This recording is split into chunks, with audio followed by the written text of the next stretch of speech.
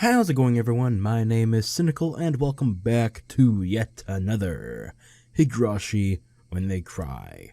We are in Arc 3, titled Tatarigoroshi, and we are going to go ahead and just straight on continue. I usually do a recap, but I feel like you guys don't like those because you have to then skip along or just listen to me ramble. So, let's just go into it, you know? Of course, I'm also just going to go ahead and say that if you want to catch up to the latest video here now and you don't know what's going on, please check the previous videos. I will put a playlist link in the description, so go check it out. The body wasn't there. The police didn't arrest me because of that, but I didn't know whether to feel happy about it. Just like Satoko had said, I'd failed to kill her uncle. The body wasn't there, so I was forced to conclude as much, no matter what strange natural disaster, coincidence, or miracle it might have implied. In order to free Satoko, I became a demon, and this abnormal world was my reward. Yes, metamorphically. God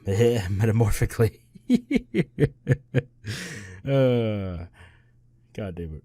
I say that word a lot, and I keep messing up. Metamorphically. See? I keep fucking up.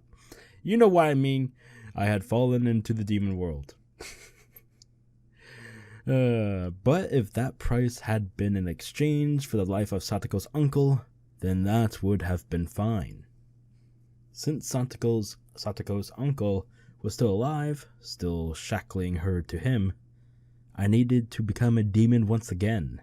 Oh, what? You're going to go round 2? Then round 3? Then 4? Then 5? 6? 7? 8? 9? 10 times?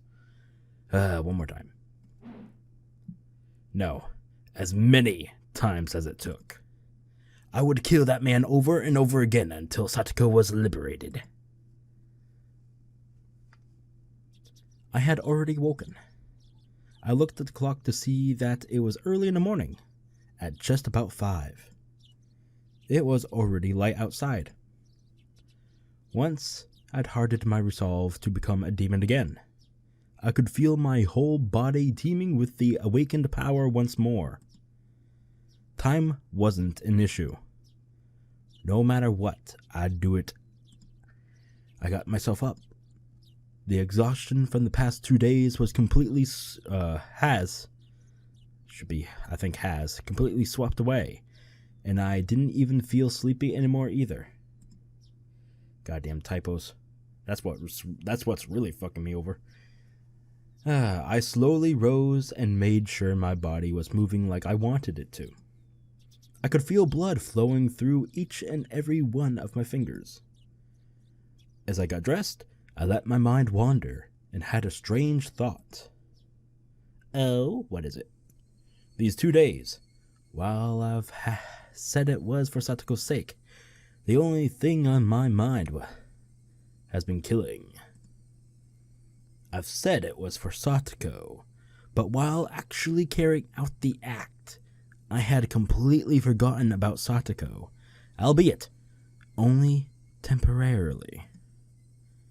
Maybe initially it was for Satoko's sake, but now I was just a demon, killing for the sake of killing. And as a result, I'd sunk into the world fit for such a demon. Maybe it was the same for Satoshi. He resolved himself to kill his aunt to save Satoko, became a demon, then disappeared from the sunlit Hinamizawa, vanishing into the demon world. Which meant that, after all was said and done, I'd met the same fate as him. I'd tried to avoid making the same mistakes, but it happened anyway. Which meant that maybe Satoshi was here. Satoshi had come to this world a year before me, so he would be here somewhere. Then, surprised, I stopped walking. there was the second set of footsteps I've grown so used to hearing. お前、ひょっとして、サトシなのか? Maybe. Not log. There we go. The empty, lifeless air wouldn't give me an answer. But I felt a strange kind of relief that there was someone there, that Satoshi had stuck with me the whole time. Let's go, Satoshi. Once more. This time we will set Satoko free for sure. Let's do it! I quietly slipped out of the house so my parents wouldn't notice. If they caught me now, when I'd been out way too late for 2 days now, they'd give me a really angry talking to. I didn't have the time to allow for that to happen. Today I would put an end to it. If the dead body disappeared, then I didn't have to bury it. I could just burn it to ashes and then take them with me, so I could kill him again every time he resurrected. I'd do it again. I'd kill him again. And this time I'd set her free. Outside, the morning light was so beautiful as to stagger belief. I like the subtle changes between normal and all demon. What?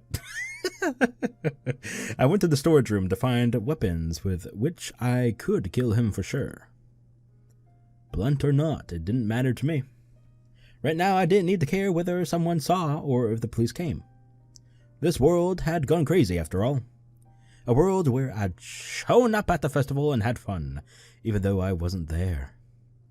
Even if the police arrested me, I'd probably end up going right back home as if nothing had happened. Both me and that other Keiichi Maebara.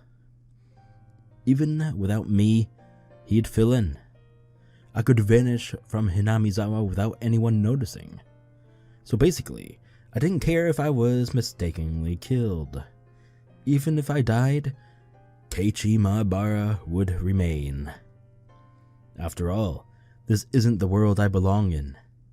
If I was going to be killed mistakenly for Satoko's sake, then that was just part of my duty as her nini.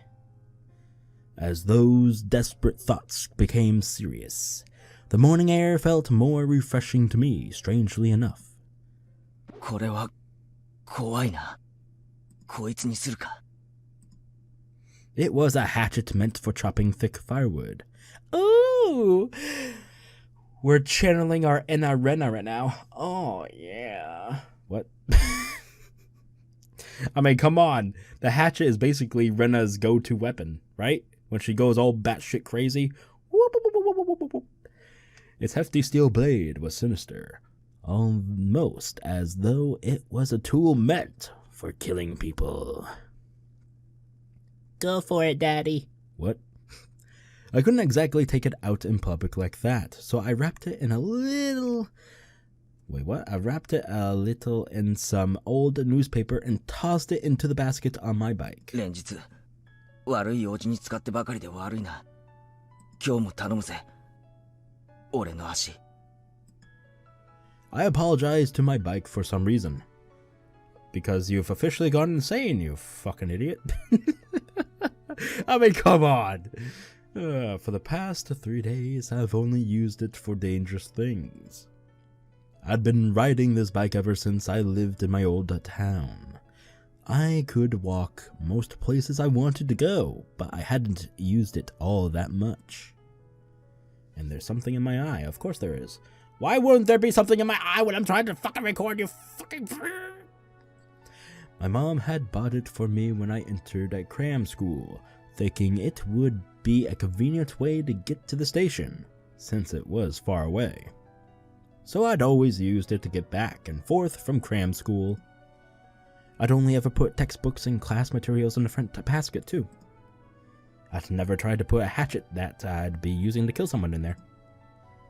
Well, of course.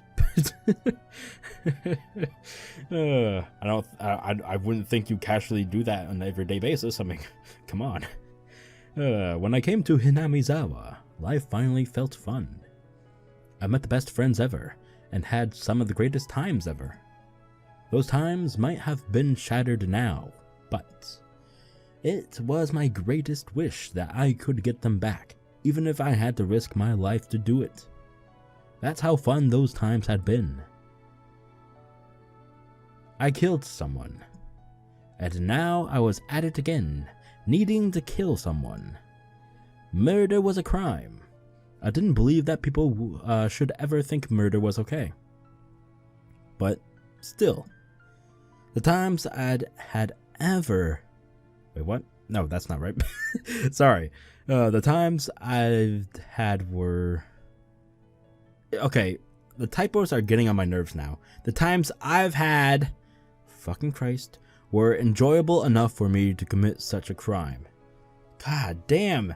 See, it's not my fault. It's the fucking typos, okay? Back off. My friends were irreplaceable, and the time spent with them was a treasure. Hanging out, laughing, sometimes tricking each other, but always in a friendly way. I didn't fear committing any crime, as long as it was for the sake of taking back those times that gave my heart so much pleasure. Yes, this was a value I'd decided to uphold. It wasn't something I learned from a school teacher. It was a noble path that I chose for myself. I thought back to when I'd first come to Hinamizawa. Oh, god damn it. Flashbacks. Why? About how on the very first day Satoko had welcomed me via a blackboard eraser with a rock in it. That welcome really surprised the heck out of me. Okay, just a little rant here. But I've seen a lot of swearing so far in this series, so why use heck? Okay? Why can't it be hell? So you know what? I'm gonna go ahead and do it for it, because this game is all over the place, okay? That welcome really surprised the hell out of me. There you go. Put that extra oomph in there.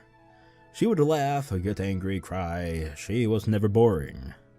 She was obviously the most childlike one among us. But she was actually lively, full of vim and vigor, and good at meddling in other people's business. Ya son of a bitch! That went for Mion, Rena, and Rika-chan too. Wasn't Satoko the one at the center of everyone's laughing and banter? What a good question. Satoko would try to look cool. Then Mion would make fun of her endlessly. And then she'd go crying to fucking Rena, of course. Then Satoko would cry, which would put Rena in a state of ecstasy, which is fucking weird, I'm just gonna say. Cuckoo. Rika-chan would be greatly delighted. Again, a little weird. And I happened to get mixed up in it, with getting a punch in the face for no reason. Fantastic. We would always fool around like that, with me getting the end result of a punch in the face. Keiichi's like a fucking punching bag. Just gonna say that. It was lonely when someone wasn't around, but if I had to name one for whom it was the worst, it would have been Satoko. Her smile was everyone's smile. Ever since she stopped smiling, so did the rest of us. And for the rest of us, not smiling was the same as dying. It was just like when I was slightly going to cram school every day, just to maintain my unchanging test scores. So, basically, we were nothing... Wait, what? We were nothing when she wasn't smiling. Yeah, that's right.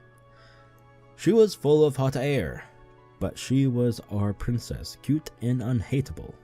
Pfft, speak for yourself. Oh, son of a bitch. In that case, I was her knight. Oh, God. Why what the you could really use that metaphor. Okay, yeah, I got you. I got you, Bee-Boo. Searching for the dragon's castle in order to win her smile back. I'm a knight in shining armor. Ah, so you're gonna use your hatchet as a sword for reference. Okay. Sure. The awesome two-handed kind. Yeah, sure, whatever, you fucking weirdo. 錆びた肉厚のナタで挑むナイトは多分古今東西俺一人だな。Sure, dude, sure. Then I saw an old woman on the ridge of a field waving to me. おやKeiichi君かい Didn't that say old woman? Yeah! Old woman, and yet old person. That sounded like a man. Just saying, okay? It's the game that's fucking me over. I'm just saying. It's 朝の funny. サイクリングかいね Man, this old woman sure sounds like an old man. おはようございます。 I reflexively waved back in a refreshing way. Should I really have been feeling so happy waving like that when I was about to go and murder a guy in broad daylight? Oh, shit. I love this, okay? He's officially gone loco. El loco, okay? El su casa. Satoko's house would be right past this road, going beyond the rice paddies. Oh shit, here we go. The cicadas had woken up too, and the next thing I knew I was the audience to their daily course. I gave myself a hit or two in the head and drove away my merry morning mood. I took a deep breath, then tilted my head back, quelling my pointless excitement. The body wasn't there. Its absence either meant by my killing him had been an illusion, or that I'd kill him and he'd risen from the dead. I'd say a mix of those two. If I was at the festival, then maybe I should have considered it an illusion. Coach probably thought that way, which is why he treated me like a lunatic. Well, you're kind of acting like one right now, I'm just saying. I don't mean to be like this, but hey, I care about you, even though you are a ding-dong idiot, okay? But it being an illusion was just impossible. I killed him without a doubt. True, okay? There's a difference between you thinking it was an illusion and then you remembering every single detail of the act of murder, okay? One, the illusion would just you thinking you did it, you remembering, but you actually believing that you had done it, as if believing in like anything supernatural, okay? He literally swung a fucking bat into a human head, okay? That head cracked, crushed, like that, you know? Okay? You don't forget the feeling of a bat in your hands crashing down on a human fucking skull, okay? That lives with you forever. So if he actually fucking remembers that in every explicit detail, then you're gonna fucking believe that he actually fucking did it. But this Oyashiro-sama fucked us up the ass. What? Oh my god, this game is trying to kill me. Without a doubt, if that had been an illusion, then that would make all of this Hinamizawa I was in right now an illusion. Woo. If that was the case, then here's how it would end up. I was actually in a vegetative state due to a traffic accident, and I was currently dreaming in a hospital bed about how great it would be to spend time with friends and rice paddies like these. That was a terrifying thought, though. If this wasn't an illusion, then the only possible answer was that he had resurrected. It would make him a literal monster. But if he was a monster, then I was no less than a monster myself. I didn't hesitate to kill someone, and I could even manipulate curses. Takano-san had died probably because I'd cursed her. Or maybe that was a little much. If Coach and Oishi died too, like I'd cursed them yesterday, then I'd believe it. Seeing is believing, my friend. I set my bicycle aside and went to take a look. His motorbike wasn't here. Of course it wasn't. I sent it down to hell that night, throwing it into the Onikakushi swamp. Or maybe, just like how the corpse wasn't here, maybe the motorbike didn't get thrown into the swamp either. Maybe he's out for a stroll. The fact his bike wasn't here might have been because he had gone to town and hadn't come back. Not necessarily because I'd thrown it into the swamp. If her uncle wasn't around, then that was convenient on its own. Yes, you could hide in his place until he came back, and then struck. Then I would just show myself in, then wait for him to return, sharpening my hatchet for hack. Anyway, what? If he was there. Forgotten sensations came back to my gut. A feeling of tension rose within me. The sensation was like poison, dulling my actions, but it could also be the trigger to allow me to awaken to my superhuman otherworldly self. I held the hatchet, still wrapped in newspaper. Its weight in my hands was profound, sinister, and reliable. I didn't know what time it was without a clock, but it was probably still a little before 7. Satoko would probably be awake, preparing breakfast and her lunch. But her uncle would probably still be wallowing in indolence. A guy like him probably would have stayed up late drinking, and probably always slept until noon. I considered ringing the doorbell and having Satoko open the door for me, but if her uncle woke up to the sound, I'd waste my chance of him still being asleep. If Satoko saw me sneaking inside without ringing the doorbell, she'd be surprised. If I ran into her, what would I say? I've come to kill your uncle for you, so stay quiet. No, I couldn't do that. That would be like making Satoko responsible for his death. Be quiet and go wait outside. Maybe that would do it. How would Satoko react to that? She would probably try and get me to give up on killing him. I would have to lie, somehow, to get her to go outside. Satoko didn't need to know that a murder was going to occur in this very house. I couldn't quite think of a good lie to tell her, but I couldn't do much just standing around like this. I made up my mind, and I grabbed the doorknob, then slowly turned it, and pulled.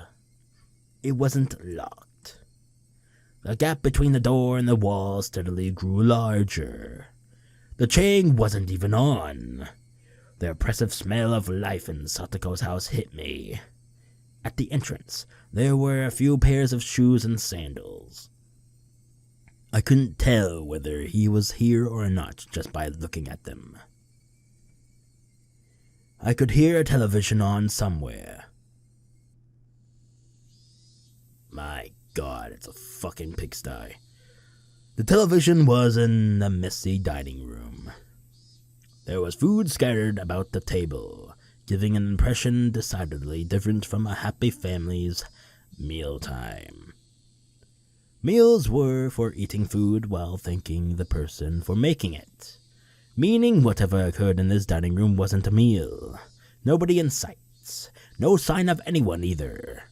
But with the television on, he must have been close. Could he have anticipated my coming and be hiding, waiting for me? The tension I felt was so thick, so tight, that I thought it would choke me. The newspaper wrapping the hatchet's thick blade didn't hamper its power at all. I tightened my grip on it, then very carefully took a look around. Where had those peaceful feelings from before I arrived here gone? Even the sound of sweat bubbling up on my brow got on my nerves. And then I looked at the table and realized something. This wasn't breakfast. The grains of boiled rice were all hard and dried up. Then, was it last night's dinner? I left at the dining room, kept vigilant, went down the hallway and found the stairs to the second floor.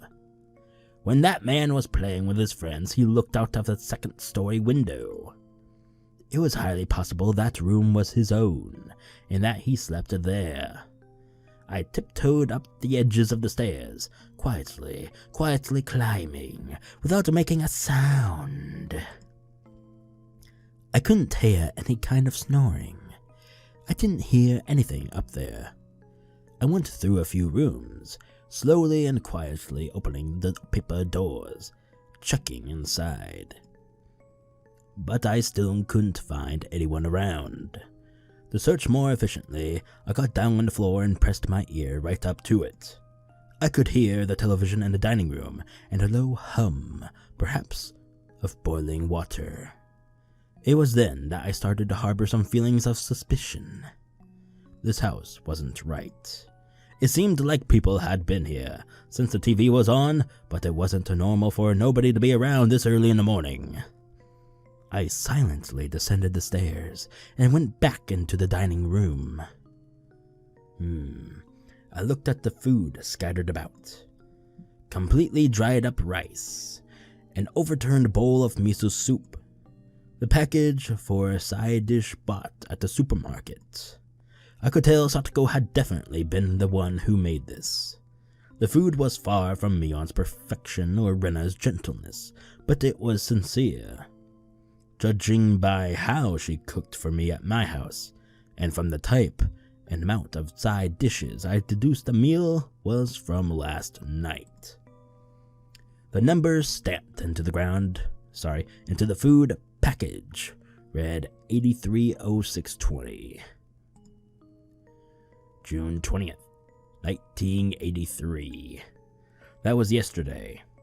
And there was food for two, which meant that this was last night's dinner, and Satoko's uncle would have been here then. Stop it, Keiichi. Don't even think about saying the word impossible again. Anyway, her uncle was here last night. That much was the truth. He had found fault with Satoko's food, thrown the bowl of miso soup, and flung the rest everywhere. Hidden deep within my feelings of calm and composure was lit a flame of anger and a curse. Should I have ever shown this man any mercy? Bump bump. I heard the sound again, the one from before, like a water boiler. What was it coming from? The first floor? But where? The bathroom, maybe. I could hear the noise coming from the other side of the frosted glass at the far end of the changing room. It had to have been the sound of the water boiler for the bath. Steam was enshrouding the glass door, and the heat from it was leaking into the changing room where I was standing too. My misgivings deepened. People didn't normally take a bath this early in the morning. If one did, then it would mean that in this house, time had been stopped ever since some moment last night. Whistle, whistle, whistle. Was it being reheated? The water boiler in the bathroom had been active this whole time. I checked in the clothing basket and saw Satoko's familiar uniform stuffed in it. The uniform had stains and dried rice stuck to it, certainly not something she could wear today. It was probably from the miso soup at the dinner table yesterday. I looked hard at the frosted glass, but I couldn't see anything through all the steam. And then an electric surge ran through my mind, and a terrible premonition came over me. Could she... She couldn't possibly have been in there since last night. That would be impossible. But no, in Hinamizawa right now, nothing was impossible. I gulped audibly, then quietly pulled aside the glass door. Hot, steaming air burst out of the slight opening. The fan wasn't on in the changing room, so it went completely white with the steam. Just as the hot vapor poured into the changing room, cooler air also flowed into the room with the bath. And I just heard, due to being hit by that air, a very weak moan. That was all I needed, to know who it was. Satoko! No answer.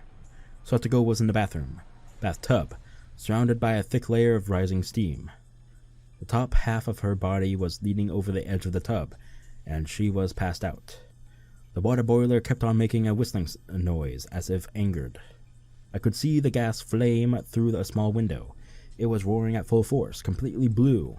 Satoko's entire body was boiled red and flaccid, as though her bones had melted away. She was almost like a doll, as she laid there unconscious. I wasn't sure how many seconds passed, as I stared in complete bafflement.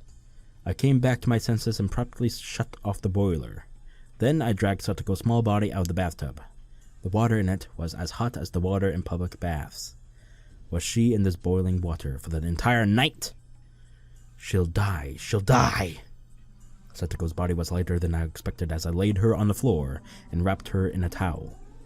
I went back into the bathroom and opened up the vent, creating a path for a cool breeze to come through. Upon the breeze hitting her, Satoko moaned again. Satoko! Keiichi da! Wakaru ka? Kikoru ka?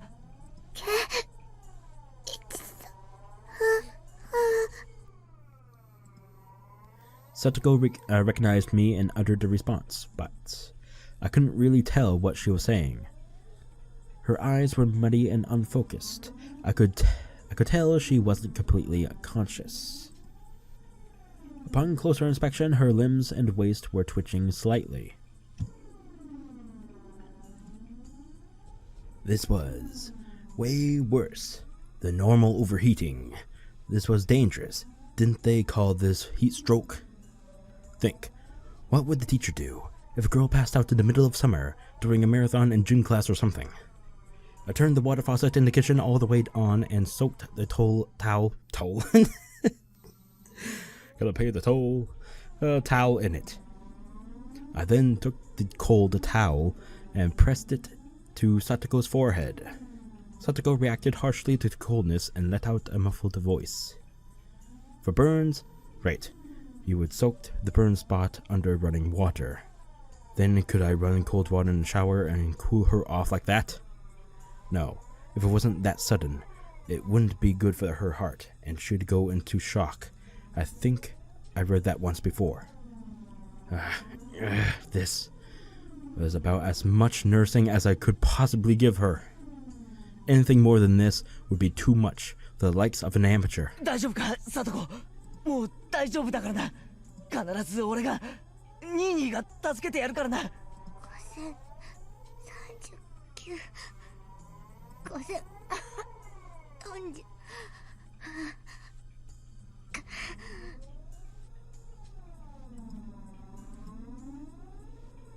What was Satoko reciting under her breath?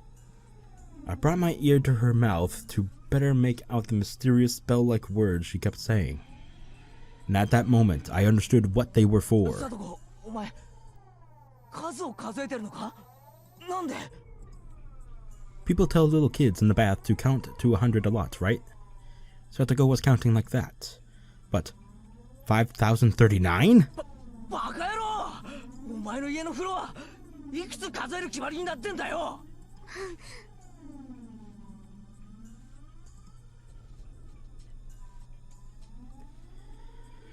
I doubted my ears and doubted her common sense.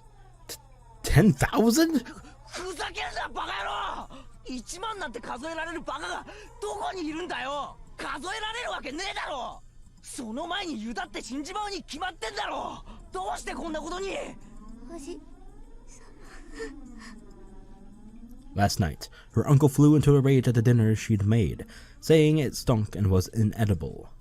Satoko didn't understand what on earth he meant. It wasn't much different than what she was normally made for him.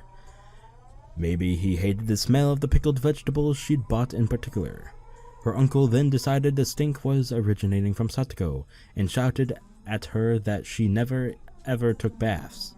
And then he put Satoko in the boiling water and told her not to come out until she counted to 10,000.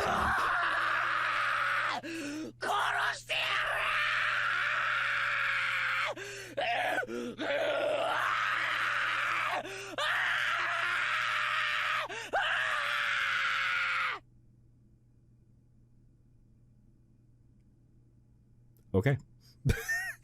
I snapped and exploded. Raising the newspaper-wrapped hatchet, I stampeded through the house. I searched for anything, traces, signs, smells, vibrations, heartbeats. With a war cry, I raced up the stairs with such a force I could have stumped a hole through them. Then I found the futon in the room I thought to be her uncle's, and well aware he wasn't sleeping in it, I bashed in with the hatchet. Did he run into the closet? I bust the entire closet down, the door and all. And if he's not there, maybe there's a secret door. Any switches or levers in the walls here? Oof. Smashing through everything, huh? I smashed into wall after wall with a hatchet, crushing them. Dust rose in the air and broken pieces scattered about the floor. Now windows, okay. I smashed all the glass windows too, for good measure.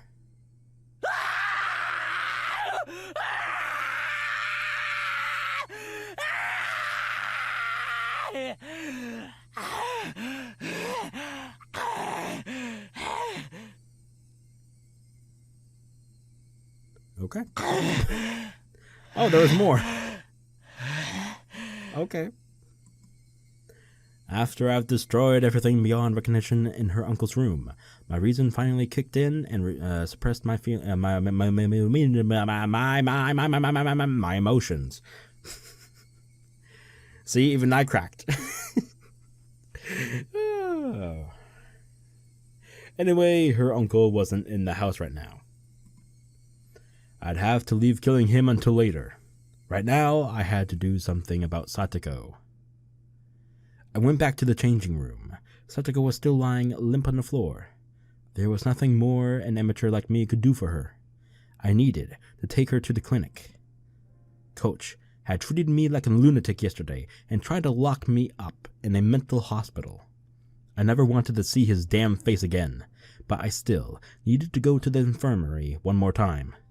I needed to have a doctor look at Satoko.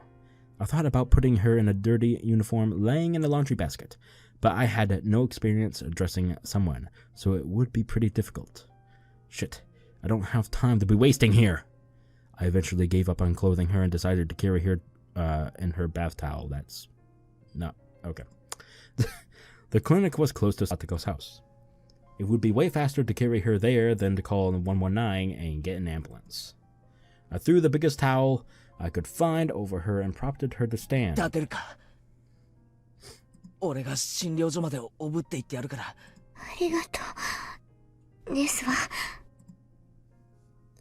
Hold on.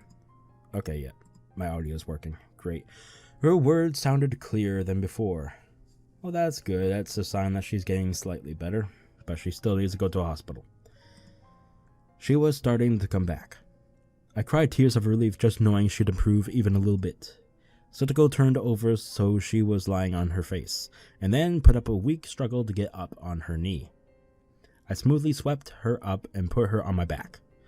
The towel I put on her seemed like it was about to fall off. Yeah, that's because your whole body is now red, like you got sunburnt. But I believe in this case kind of like a little worse, right? It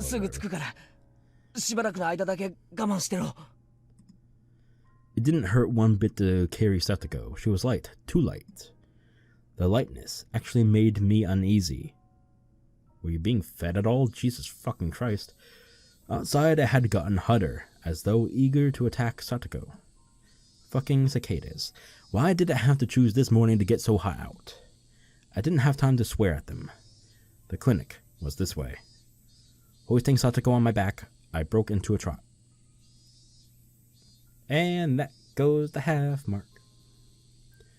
Little intermission. Yay. 40 minutes in, not bad.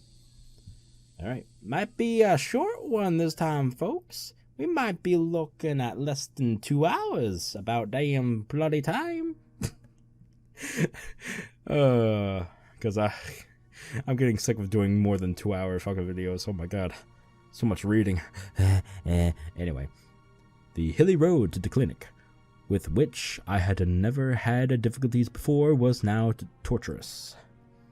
Big beads of sweat formed on my brow, and at some point my breath had grown faint. The hatchet in my belt was heavy and made it hard to walk. I considered leaving it, but I couldn't let it go. At least not while Satoko's uncle was still breathing. The signboard for the Erie Clinic came into sight, but I quickly noticed something was odd, so I stopped. Oh, fucking Christ, it's closed, isn't it? Several red revolving lights were flashing out on the clinic. What the fuck? Is the police there? Why? What? 3 police cars were parked in the parking lot with their lights on. There didn't need to be much else to inform me something had happened.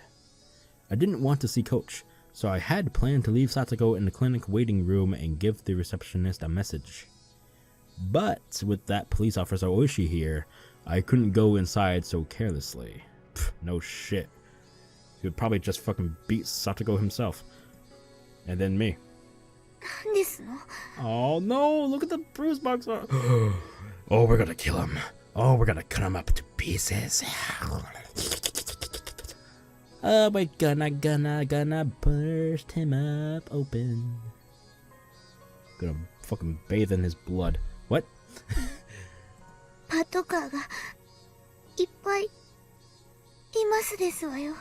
No idea, I don't really care. I gently put Satoko down in the shade of the thicket. わからない。様子を見てくるから、しばらくここにいろ。レディをバスタオル1枚でこんなとこに置いてくなんてなってませんわね。Come on. Not now. It's not the appropriate time. それだけ悪態がつけりゃ大丈夫だ。Yeah. I'll be right back, I added, getting to my feet. Cautious of my surroundings, I hid myself behind a car and got closer to the officers grouped at the clinic's entrance. I overheard an officer wearing a necktie, probably their leader, and a white-robed doctor having a discussion about something. The doctor didn't seem to be Coach. It was one of those who Coach told to make the tea yesterday. じゃあつまり最初に見つけたのは朝当番のあなただったと。それでどんな感じだったんです？事務室の所長席のソファーに座って居眠りをしているように見えました。Wait, what? The sofa in the head office? Wouldn't that belong to Che? Oh my god, he did. Who killed him? What? Oh my god. Oh, he got, oh wait. Didn't he curse him? Oh my god, in this timeline, whoever he fucking curses, they go. Oh my god. で、机の上に水差しと空き瓶になった睡眠薬があったんで、あなたはすぐに睡眠薬で自殺したんだと考えたと。Oh fuck. それで？高熱と瞳孔の拡大に重度の意識障害も見られました。What? 睡眠薬中毒の典型的な重症例だと思いましたので、直ちに対応に入りました。Damn. Didn't realize he was suicidal. If he was like that, then why is he trying to get me like all mental? Like, what the fuck is his problem? 警察も救急も呼ばずに？ Oh, Jesus. ここは病院で私は医師ですよ。I mean, true, it's a clinic. I mean, it's not a hospital, like a big-ass hospital, an official hospital, but it's still a clinic, you know? It's like a fucking branch of a hospital, if you would say. 生命が危険な状態にあるなら、直ちに治療して当然です。ああ、まあいいからいいから。それで？呼吸が不正常だったので、人工呼吸を But 施 still, し if ま you した couldn't treat him, if you were a doctor at the clinic and someone was there and you couldn't help him at all, then you would call a hospital, you know, an official one. 合わせて呼吸刺激薬を投与 Breathing stimulants? 効果が出なかったので、人工呼吸器の準備をし、ああ、はいはい。それでつまり、いろいろ頑張ったけど、結局ダメだったと。 I guess so. そういうわけですよね。通報は死んでから直ちに。はい。救うことができず、とても残念です。Yeah. Once your heart stops, you only have like 15, 20 minutes. Sometimes miracles happen and you can go fucking like 40 minutes, but that's fucking pushing it. That'll cause brain damage. Just then, the radio in one of the police cars started to buzz, producing a broken mechanical voice. こちら本部、こちら本部。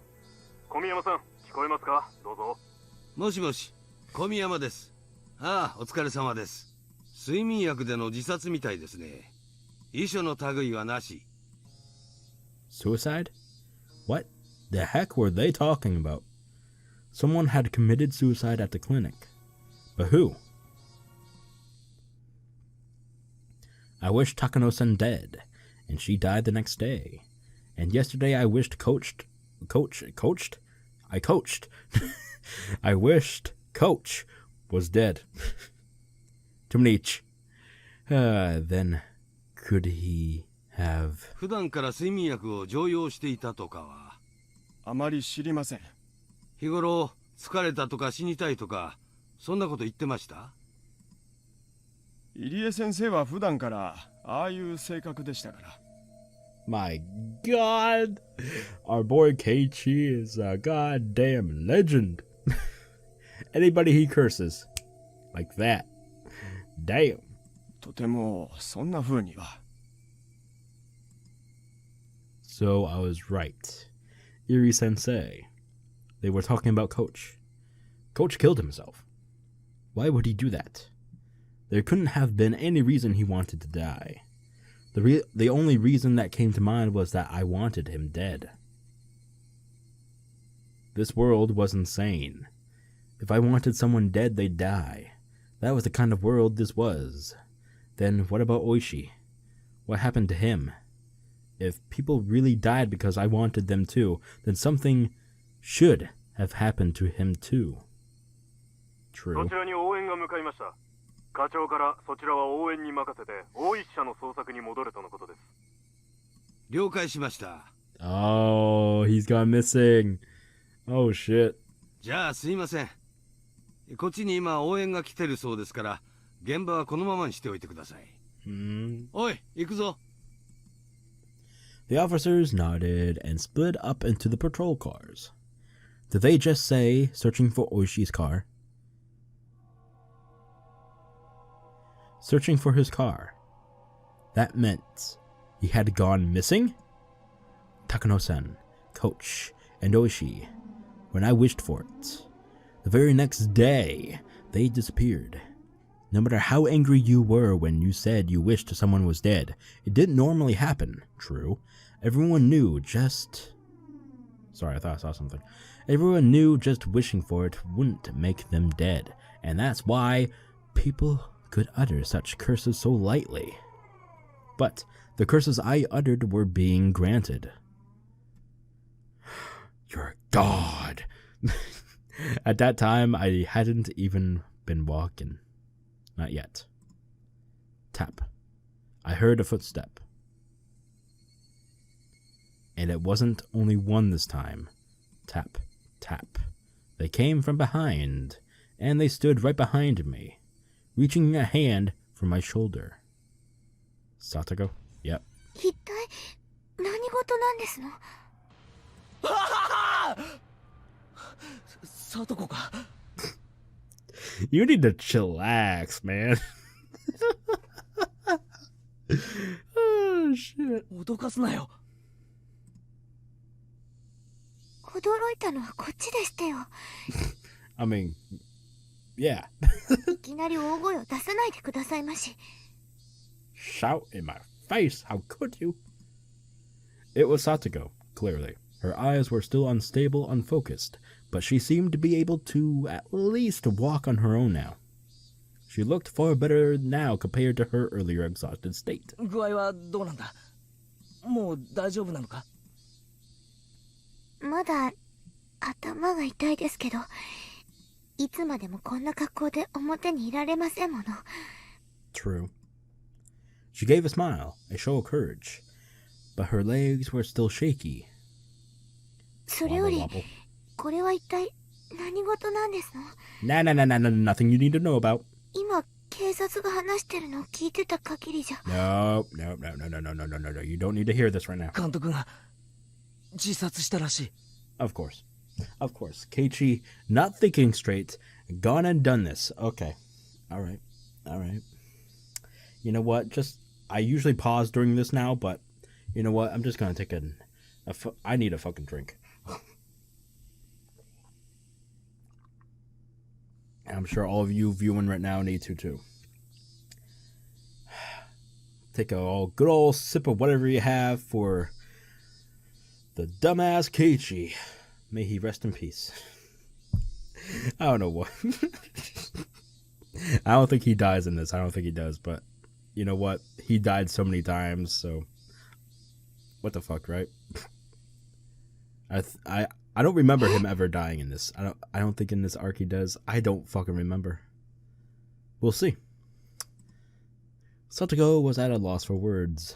Her face grew paler and paler, and I could tell she was doubting her own ears. This is why you don't go saying shit like that. Come on!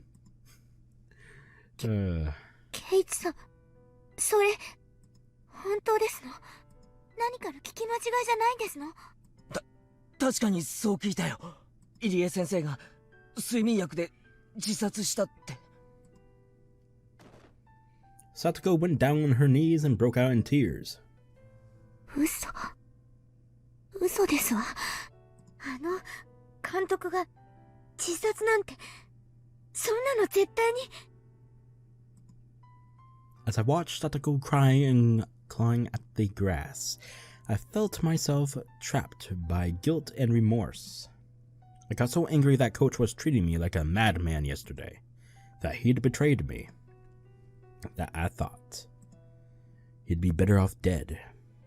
But even Coach, who to me deserved to die, still must have had people who loved and respected him. Like Satoko here. In my selfish, egotistical anger, I wished for his death, and it was granted. And now Satoko was crying hysterically as a result. The guilt tore at my heart. I worked myself up to murder for Satoko's sake. I decided I wanted Satoko to be happy. But was that really all it took? Murder meant taking someone's life. It meant making everyone attached to that person sad. In Satoko's uncle's case, of course, nobody would be sad. Of course not. So I didn't feel a sense of guilt at all. But Coach's death was different. I had wanted to make Satoko happy. And that had resulted in me inflicting a deep sadness upon her, hadn't it? But Coach killed himself. It wasn't my...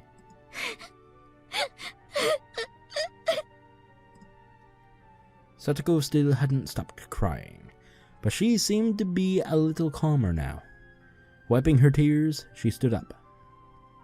すまない。 And the only thing I could think to say to her was an apology. どうして謝りますの？俺、 Don't go fucking saying it. God damn it. 昨日監督と喧嘩してお前なんか死んじまえって呪ったんだ。呪ったから本当に死んじゃって。Satoko looked at me dubiously for a few moments. Eventually her expression softened as she interpreted my words in her own way. ケイチさんのせいではありませんわ。I know, right? Just because you say you want them dead, it doesn't mean you're actually committing the murder, okay? Shit happens. If you believe in curses, so be it. Fucking believe in curses. Think that you cursed a guy, okay? But in the end, he still went and downed himself and sleeping pills, okay? He committed the act, okay? So it wasn't you.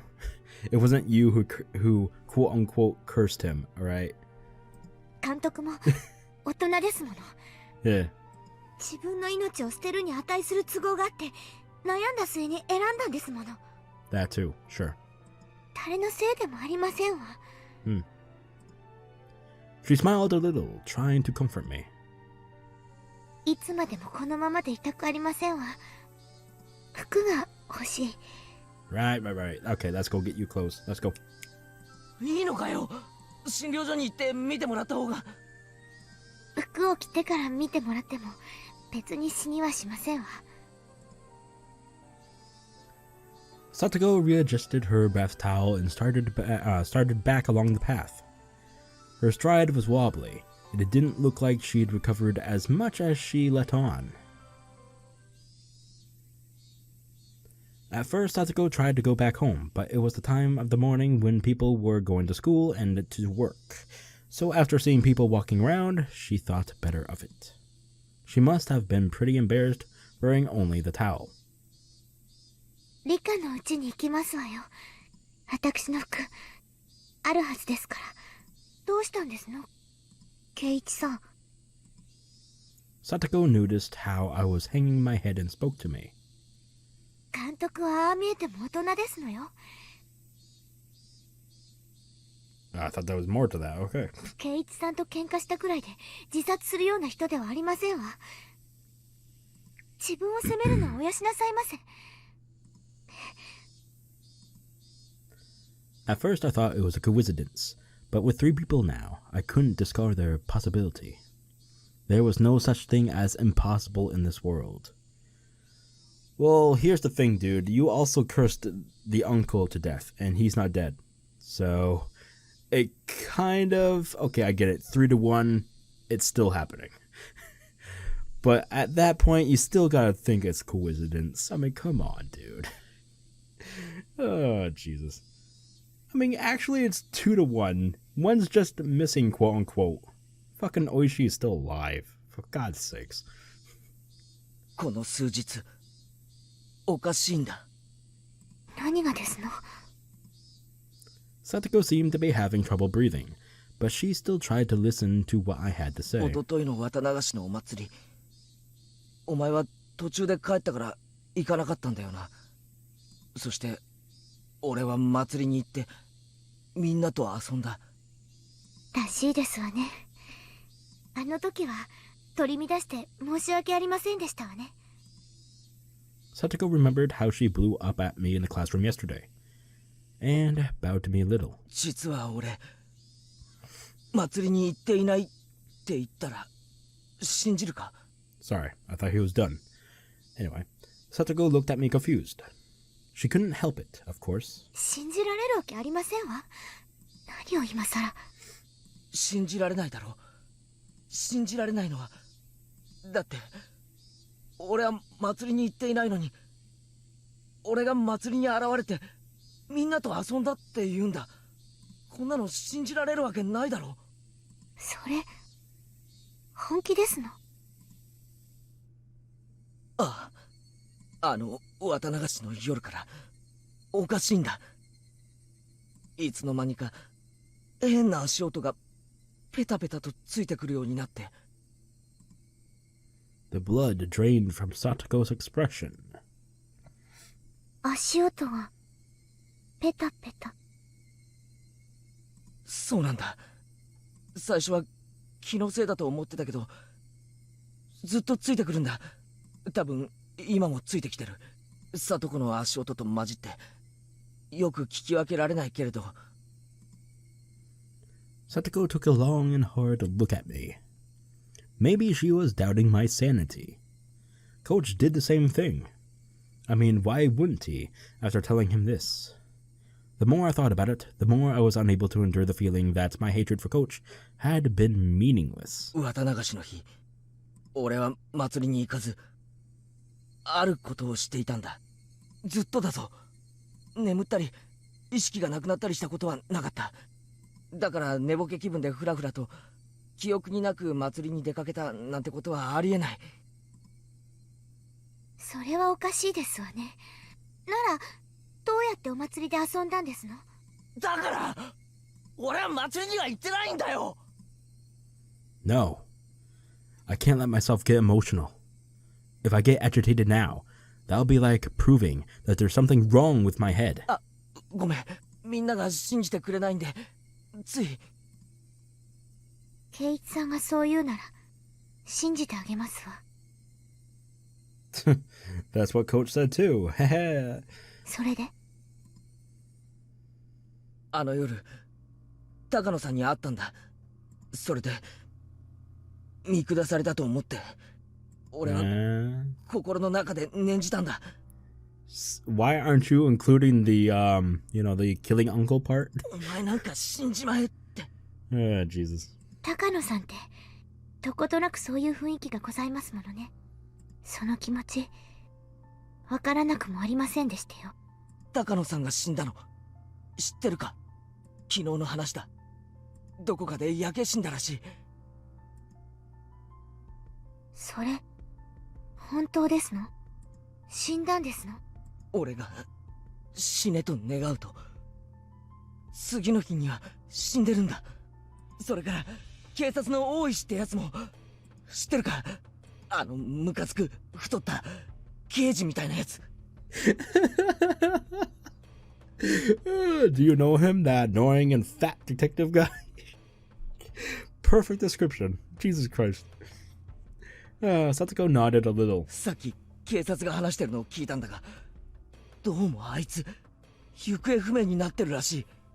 実は昨日あいつにも死んじまえって念じてたんだ。それ本当の話ですの？嘘じゃない。俺だって信じたくないけど本当の話なんだ。高野さんも監督も大石も俺が死ねと念じたら本当に死んでしまったんだ。 For a little while, Satoko was at a loss. A long silence ensued.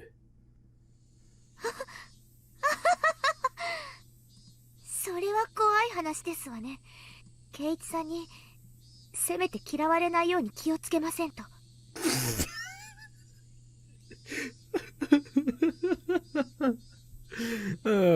True. それだけじゃない。もっとおかしいこともあるんだ。 Here we go. Are you gonna finally talk about the uncle killing thing? それは Yep. お前のおじなんだ。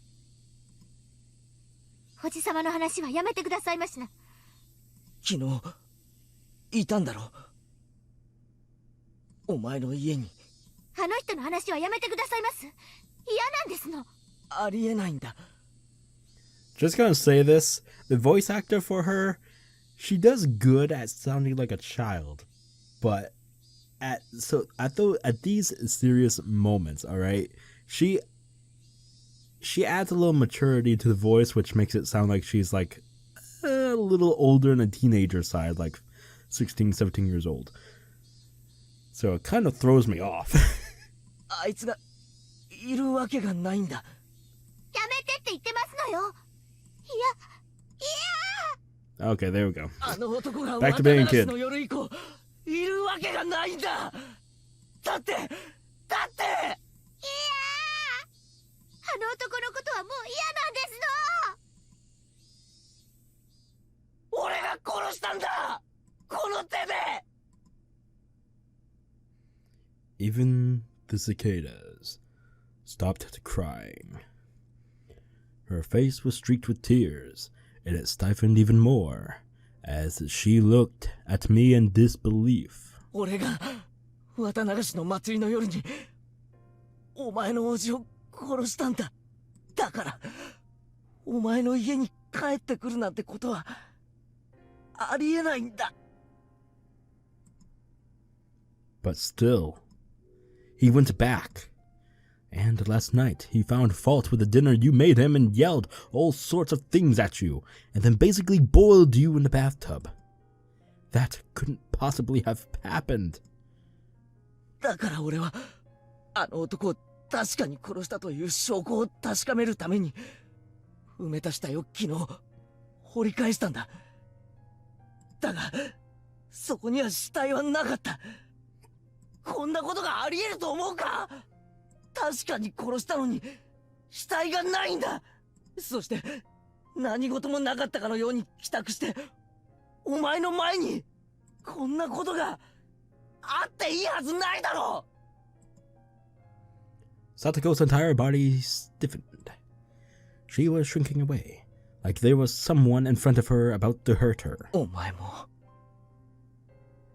俺のこと頭が変になったって思ってるんだろうな。Cuckoo, cuckoo, cuckoo. 無理もないさ。Ah, damn, those cuckoo clocks should hire me. Hit me up, baby. What? Oh, shut the fuck up, Cynical. 俺だって信じられない。 Stop referring to yourself in the third person, you son of a bitch. ケイイチさんはきっと偶然呪った人が死んでしまったんで混乱してるだけに違いありませんわ。監督の自殺にショックを受けて気が動転してるだけなんですのよ。今日はもう学校を休んでお家で休んだ方がよろしいと思いますわ。私はもう平気ですから、どうかご自分の体を大事になさいまし。 Satoko spoke like she understood me, but she also told me to go home. I could see the revulsion in her face, and knew that she didn't want to be around me anymore. サトコをちゃんと診療所まで見送ったら俺も帰る。サトコだってまだ足元がフラフラじゃないか。途中で倒れたら大変だぞ。私はもう本当に大丈夫なんですのよ。男の人にいつまでもこんな姿を晒していたくないんですのよ。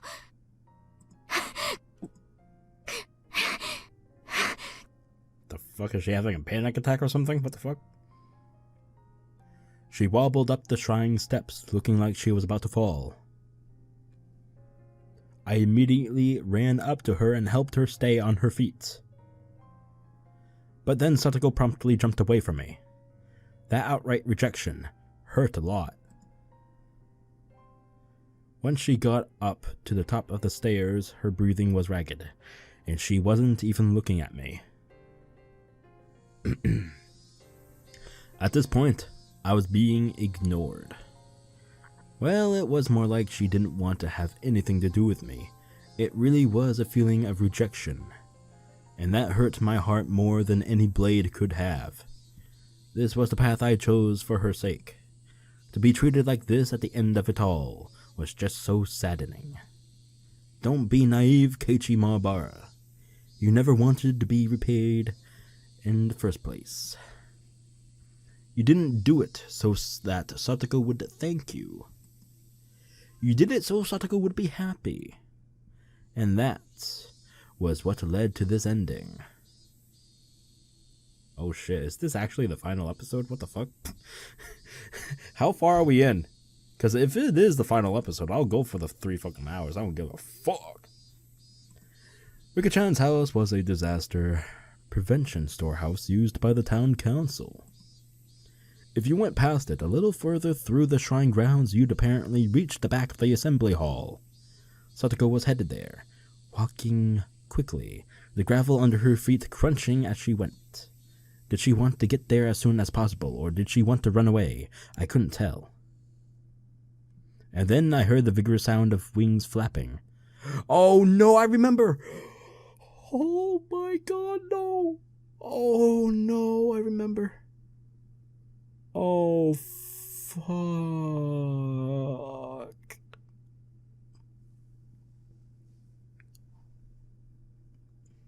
I need a drink. I need a fucking drink.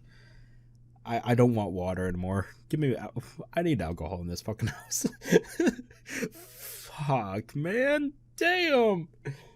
Give me some fucking White Claws. Oh, God. Here we go. I turned around and saw a crow. Oh no, no. Yep, it's this. It's okay. Here we go. Here we go. Buckle up.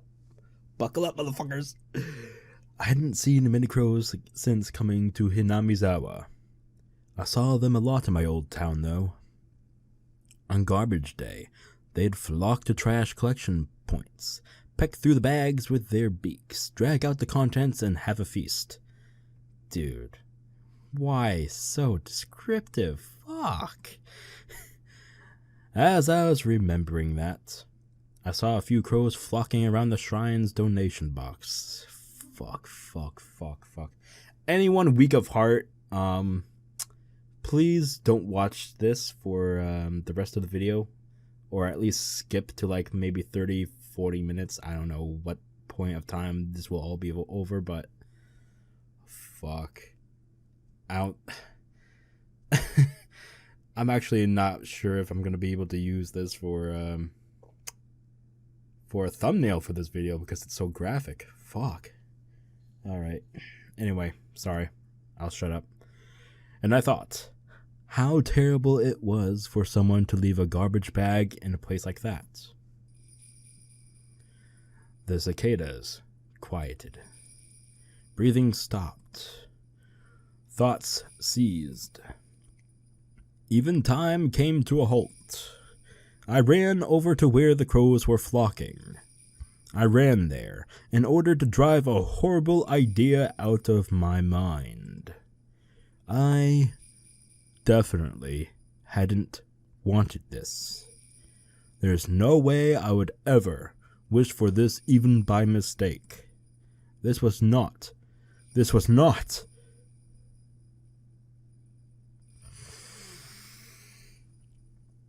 Oh, fucking Christ. When they noticed my vicious approach, the crows all flapped, fucking Christ, flapped upwards, fleeing into the sky. When the crows' big black bodies flew away, they exposed the garbage bag.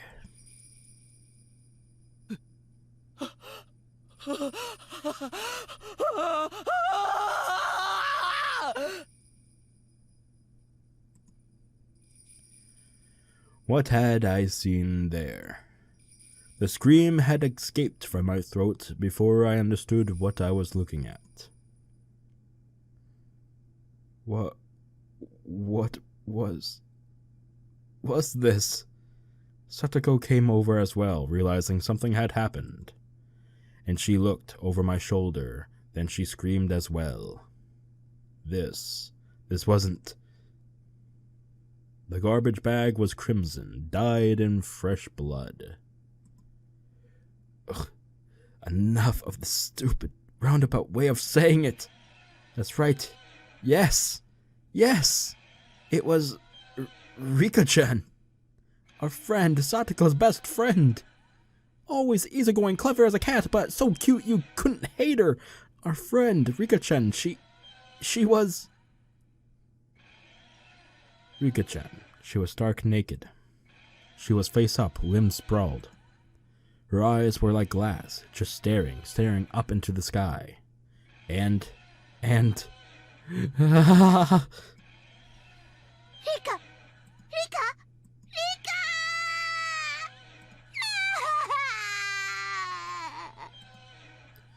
Satoko broke down crying on the spot, and yet she still couldn't approach her friend's remains. The crows had gotten through the garbage bag, and they dragged out an apple peel and spread it all over, aka her guts. No, crows, they couldn't do this.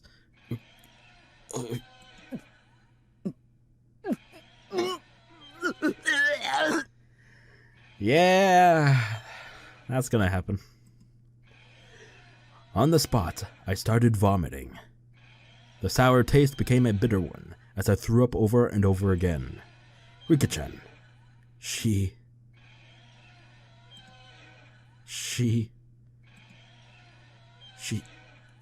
Her stomach was cut wide open, vertically, completely open.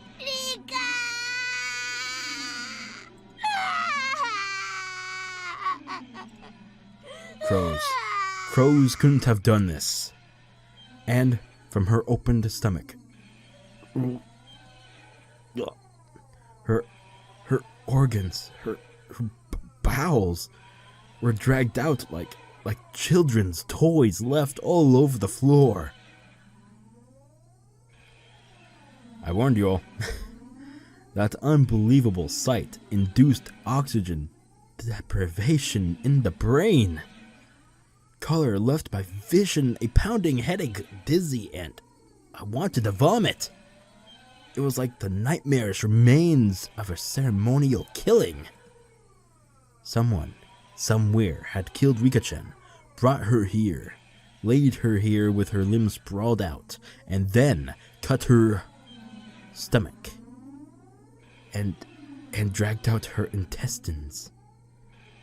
Red and pink viscera were sticking out of her gut, and her intestines were scattered in every direction like it had been for fun. Their entire ground was covered in an ocean of red and black. A few of the crows had hopped around inside the ocean. They walked through the sea of blood. Did I say seed? Sea of blood. Leaving bloody footprints, and those footprints, there were several still left on Rika-chan's body. Those sinister prints made it seem even more like a bizarre ritual killing. I may have wished for Takano-san and Coach Inoshi to die, but I didn't remember ever wishing for Rika-chan's death. そうさ、俺じゃない、俺じゃない、俺じゃない。I stumbled backwards, then stepped on a newspaper. A newspaper in a place like this? The newspaper was what was covering my hatchet. I had kept it wrapped up on my belt in order to carry Satoko, and that newspaper had fallen off. Shh, don't scare me like that. I bent down to pick it up, and then Satoko looked at me with such disbelief, as I'd never seen, and froze. She was looking straight at me, at the hatchet, on my belt. 落ち着け、サトコ。これは違うぞ。Satoko, trembling madly, backed away. 俺じゃない。俺じゃないんだ。俺じゃ。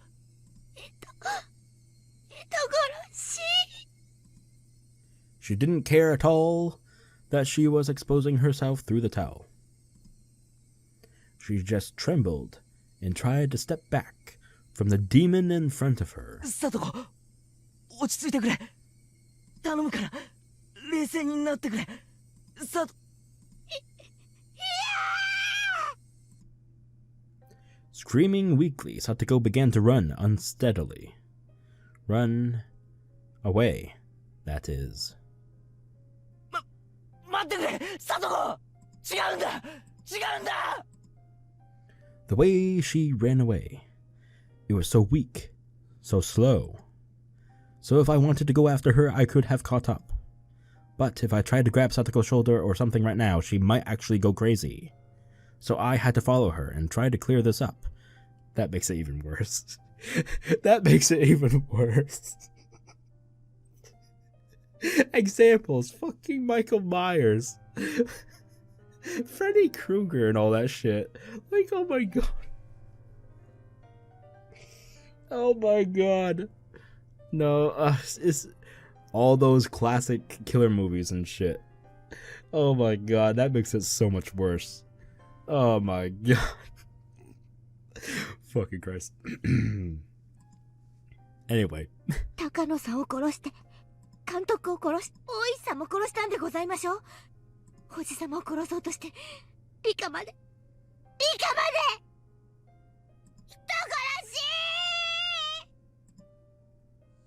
殺し。違う、俺じゃない。俺は殺してなんかいない。何を言ってるんですの。あなたさっき自分で言ったじゃありませんの。死ねって、死んでしまえって。それでみんな死んでしまったんでしょ。俺は死ねって思っただけで。別に。自分で何をしたか記憶に残っていないんでございましょう。そんな人の話なんか信用できるわけありませんわ。人を殺した時の記憶が欠落してるだけなんじゃありませんの。いや、記憶がないふりをしてるだけなんじゃありませんの。第一、そのナタは何なんですのよ。Well, this was for your uncle, but maybe fuck it. Maybe Keiichi is like a fucking madman and he's forgetting all these killings that he's done and fucking man. 説明してごらんなさいな。これは。Damn. ほら、ケイイチさんは殺人鬼じゃありませんの。He's a cold-blooded killer. どうしてですの？ Yes, Keiichi. Why? Why did you do it? ちょっと意地悪だったけど、楽しくて優しい。一度は本当のいい人かもしれないとまで思ったのに。Hold the brakes, bitch, okay? I was a little mean, okay? We did a back and forth, okay, bitch? When we first met, you fucking put a rock and a fucking eraser and it smashed into my fucking brain, okay? You don't call that mean? Bitch, you have my number. You're the mean one in this relationship, motherfucker. Anyway, what? Maybe because of you. I don't know. I might have been able to slowly answer each of one of Satoko's questions at a time, but in this situation explaining my innocence in such a short period of time was impossible. I mean, I didn't even know if I was really innocent anyway. At the very least, I had killed Satoko's uncle. There was nobody, but I killed him. Without a doubt. At that point, I was far from innocent. And I wished Takano-san, Coach, and Oishi were dead. And that curse of mine was granted. When I wished for Takano-san to die, I didn't think of it as anything more than a normal thing you'd say to someone you didn't like. But then she actually did die, and I realized that if I wanted people to die, they would. And hoping it would happen again, I cursed Coach and Oishi at the same fate. So, even ignoring Takano-san's death, Coach's and Oishi's were completely premeditated crimes. Was I a killer, just like Satoko said? Was I unable to distinguish between illusion and reality, and turned into a demon without remembering it, becoming a killer who carried out Oyashiro-sama's curse? No, that couldn't be. It was impossible. Ah, damn it.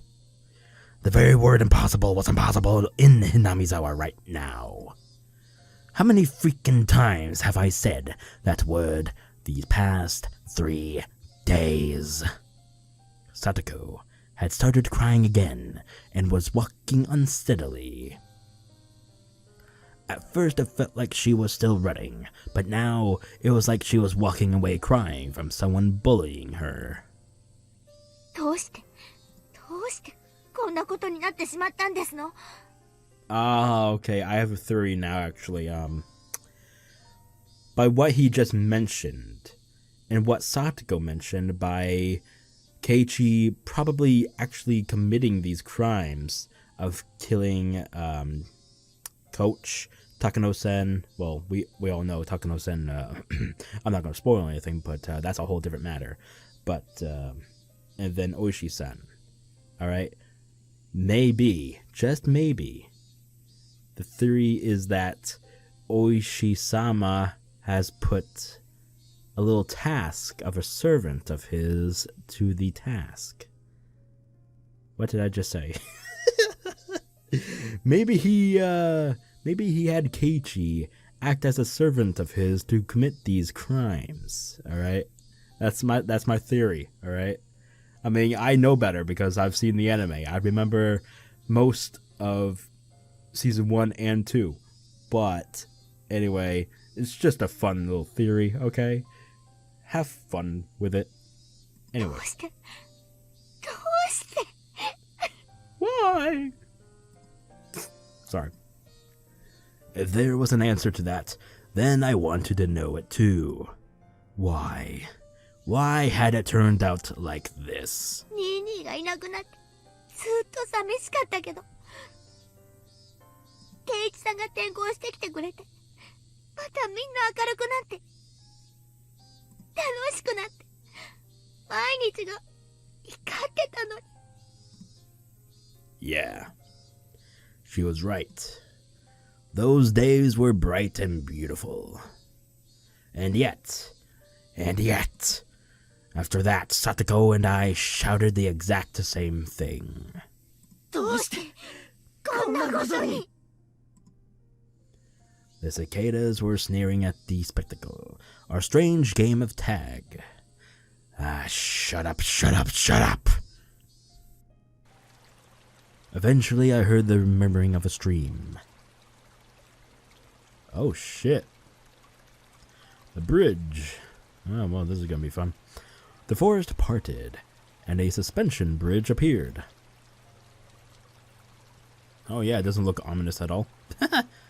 Satoko was crossing dangerously, wobbling as though she might fall at any moment. And then... Sorry, not then. And when I stepped onto the bridge, it swayed a lot, causing Satoko to stagger and fall on the spot. 大丈夫かサトコ。近寄らないで、この人殺し。 Satoko shouted, her hatred made very clear. It was sad.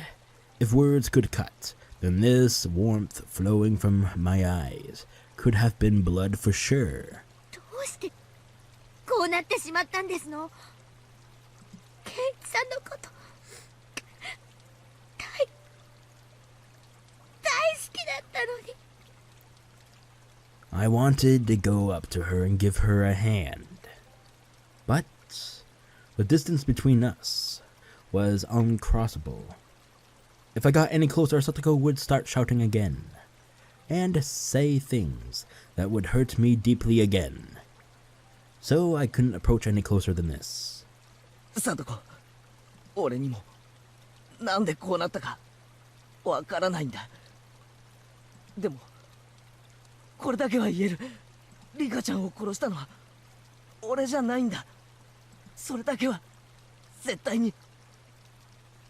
I don't remember who killed Rika-chan in this timeline.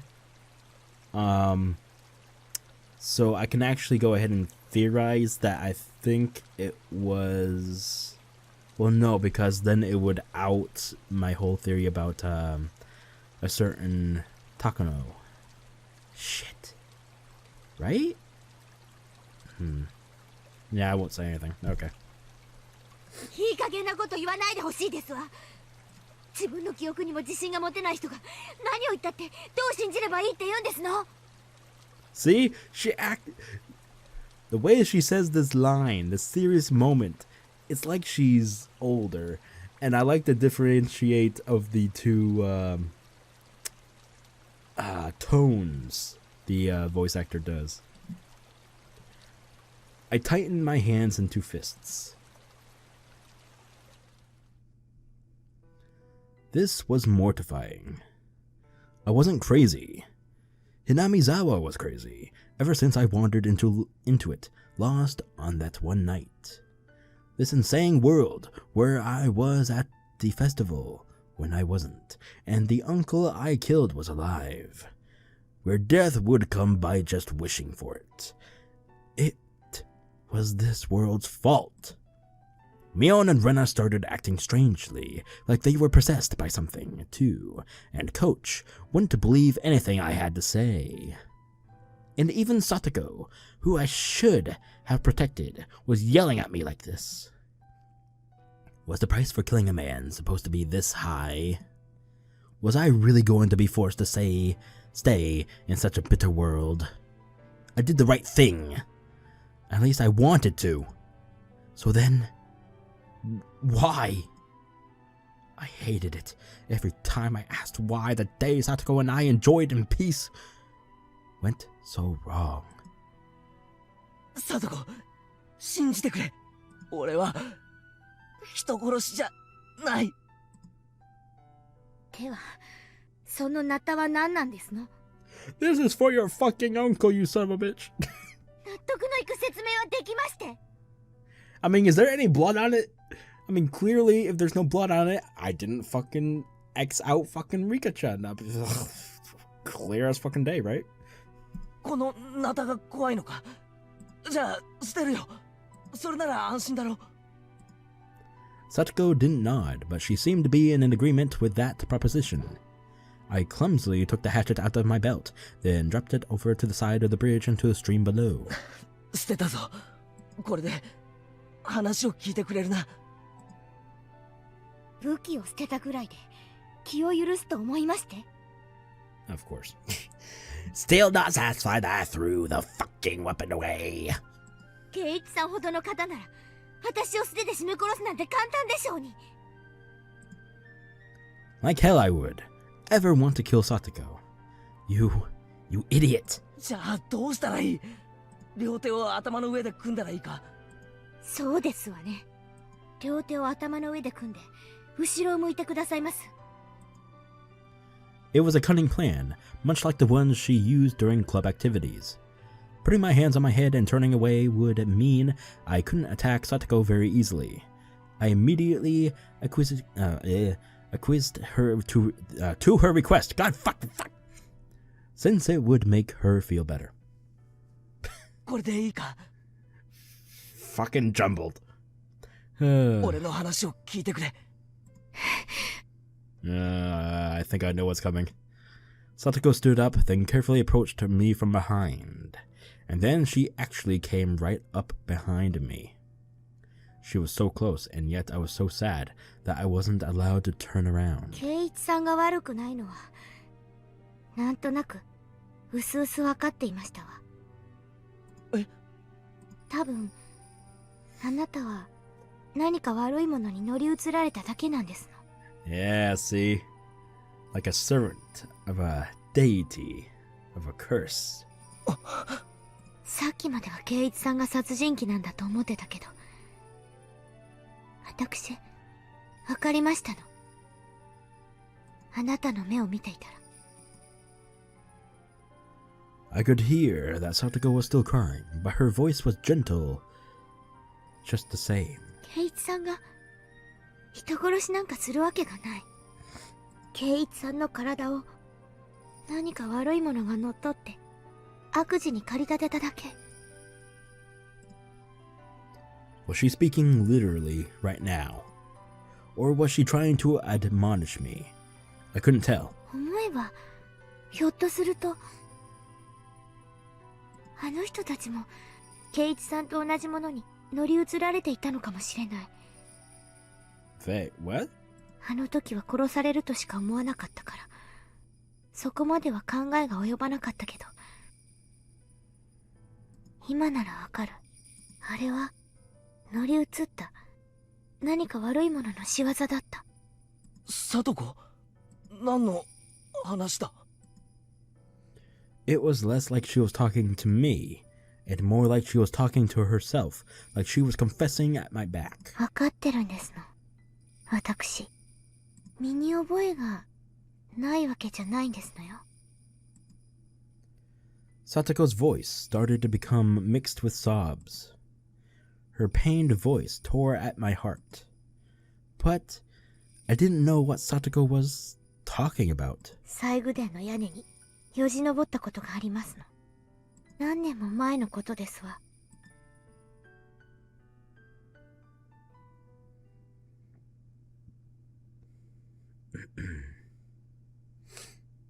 Once, when Satoko was playing hide-and-seek at the shrine grounds, she climbed onto the roof of the storehouse for ritual implements, which everyone said not to go near, and hid.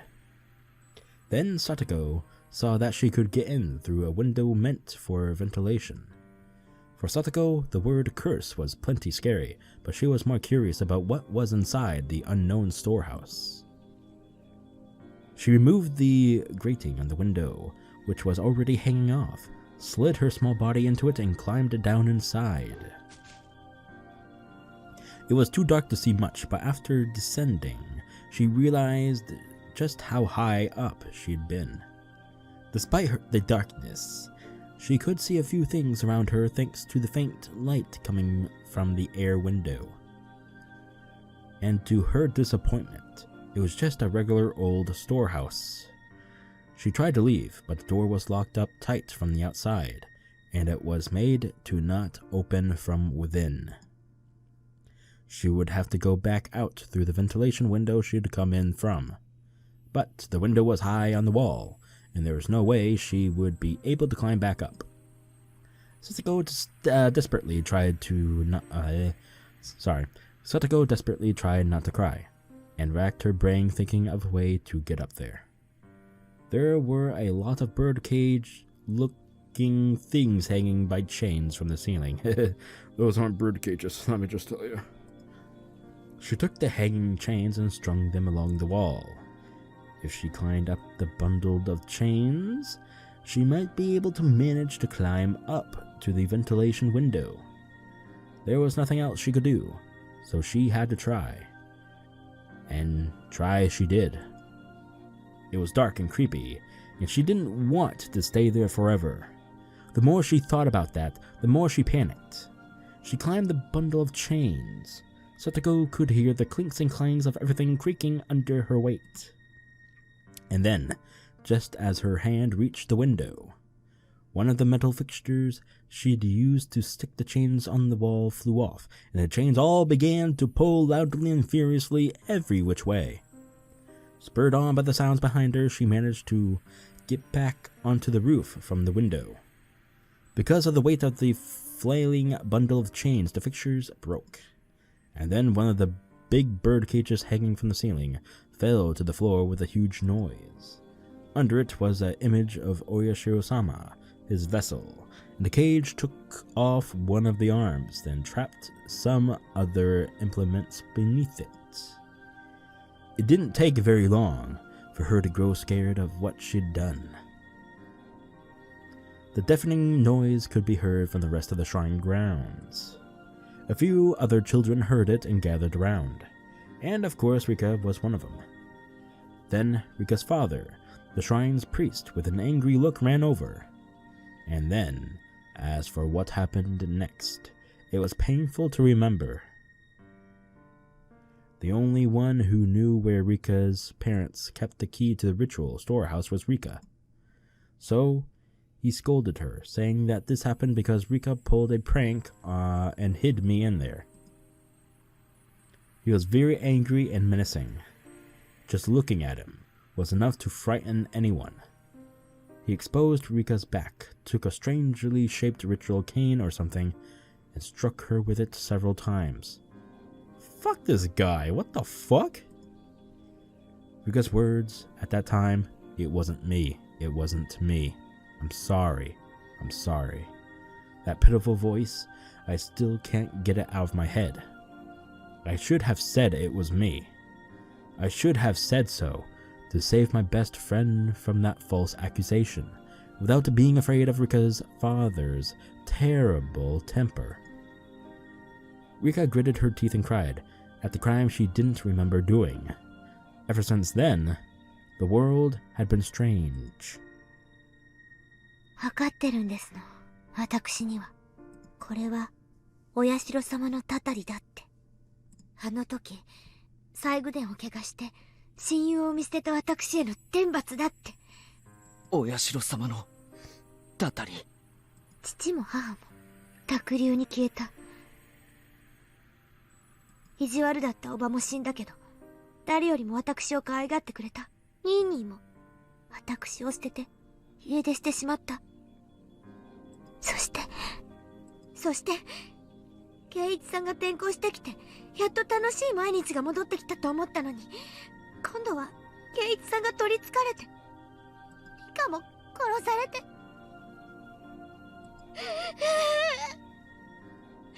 聞いたの私。お社様は本当にたたりをなすときは本人をすぐに殺さないんだって。Kill off everyone you love first. Then they'll strike you when you least expect it. 親しい人から順に殺して、みんな殺してから最後に殺すんだって。だからケイイチさんもタタリにやられて。きっと今度はレナさんやミオンさんがたたられてしまうんですわ。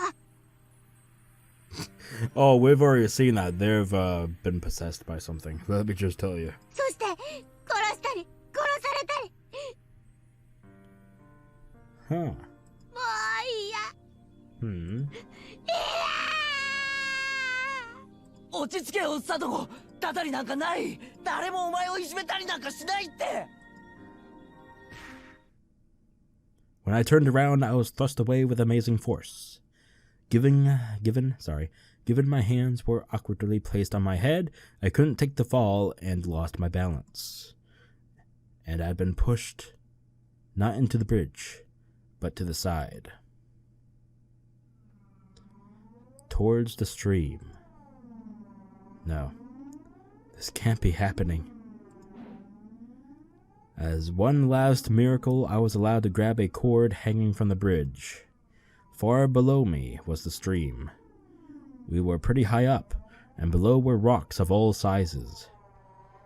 If I fell, it clearly wouldn't be pretty. The entire bridge was tilting under my body weight. My frail little grip probably wouldn't last another minute before my fingers had to let go. Satoko! Satoko! I didn't understand myself, what I meant by shouting her name then. Was I asking her to save me? Or was I asking her why she did this? Finally, everything came back into focus and I saw Satoko. And I was surprised at what an odd expression she had. It was the first time I'd seen it. It was an expression of righteous anger meant only for those who needed to die. Let me just, yeah, let that be with you.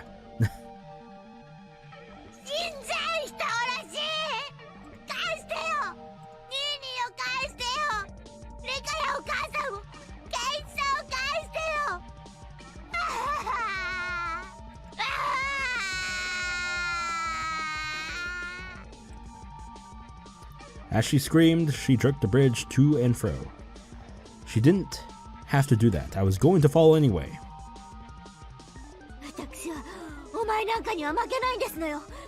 So she's basically thinking we're Oyashiro-sama right now.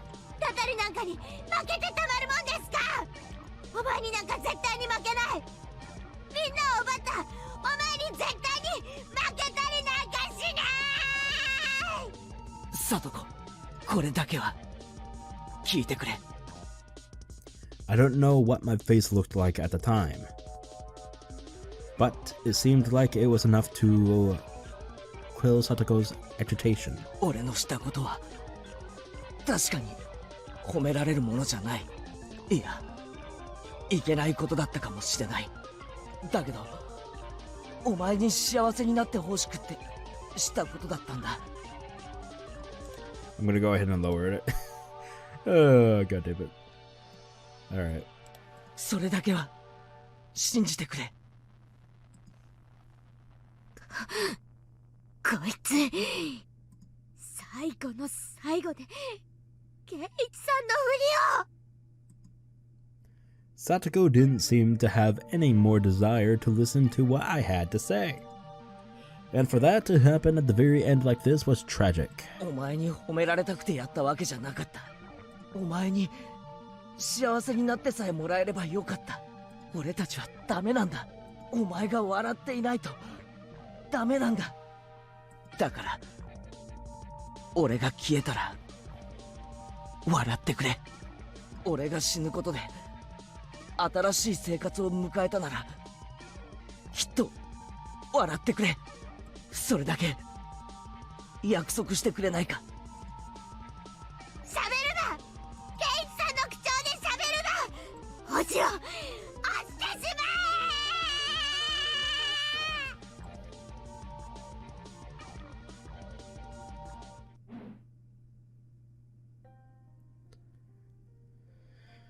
え。And those were the last words Satoko ever said to me.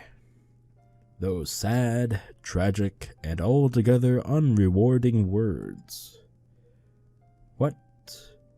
on earth was I? My desire to make Satoko happy ended up like this. Where did I first go wrong? And what was the mistake I made? When did I make it? Was I the crazy one, or was it Hinamizawa? Even after all of this, I thought I wasn't crazy at all. It was this eerie world that was crazy, this world I'd accidentally wandered into that one night. Because that fun world where I never doubted all the crazy times we had as a club would go on forever. It couldn't possibly have transformed into such an abnormal world. That fun world wouldn't have ever ended up like this, with Satoko pushing me to my death. In the end, I was going to be swallowed up by this crazy world and disappear. No, I'd probably already disappeared. Yes, probably. On the night of Watanagashi, I'm sure that in the world I really belonged to, I had vanished that night and everyone was worried. It was laughable that I had taken this long to figure out I wasn't around anymore.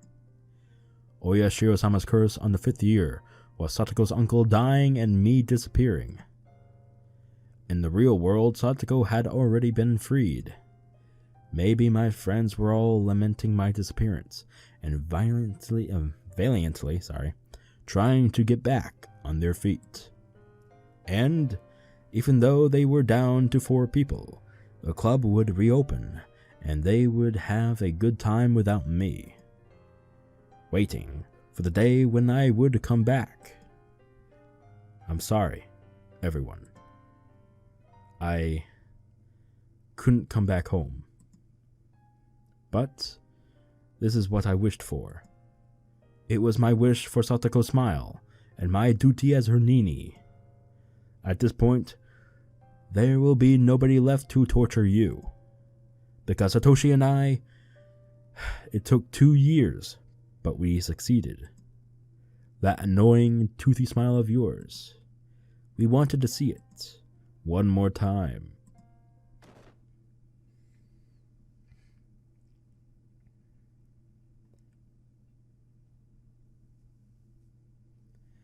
My pain wasn't gentle or merciful.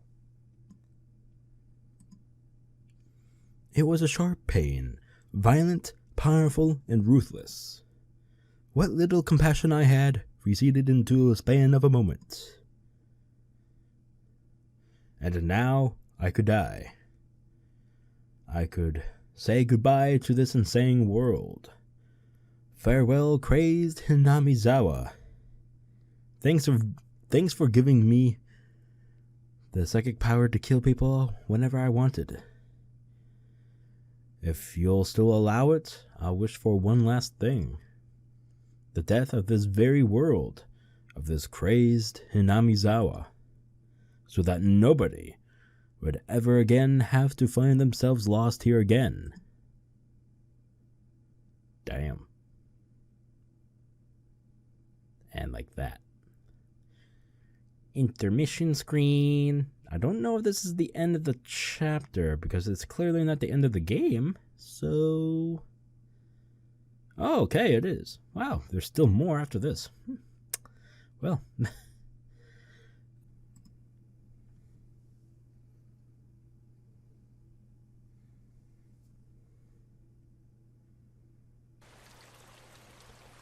My head was pounding. The sky was bright. It was cold too. It hurt. Each sensation I felt led to a new and different one awakening. When I came to, I was lying face first on a dry riverbed. A few body parts hurt a lot. The skin over a bunch of my joints was torn, turned blue or red or oozing blood. I could tell it was my bones that were in pain from the agony I felt whenever I moved.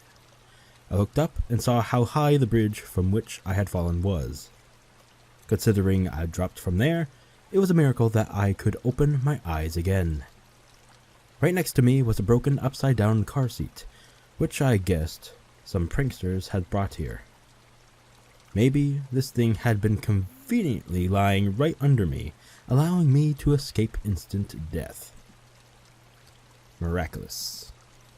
Of course, I didn't know whether this miracle was fortunate or unfortunate. I'd failed to die, and now I was still stuck in this insane world. How long had I been unconscious for? The sun was high in the sky, so it looked like only 1 or 2 hours had passed. But my body's sluggishness didn't make it feel at all like so short a time had gone by. Mentally, it felt like I'd been asleep here for a decade.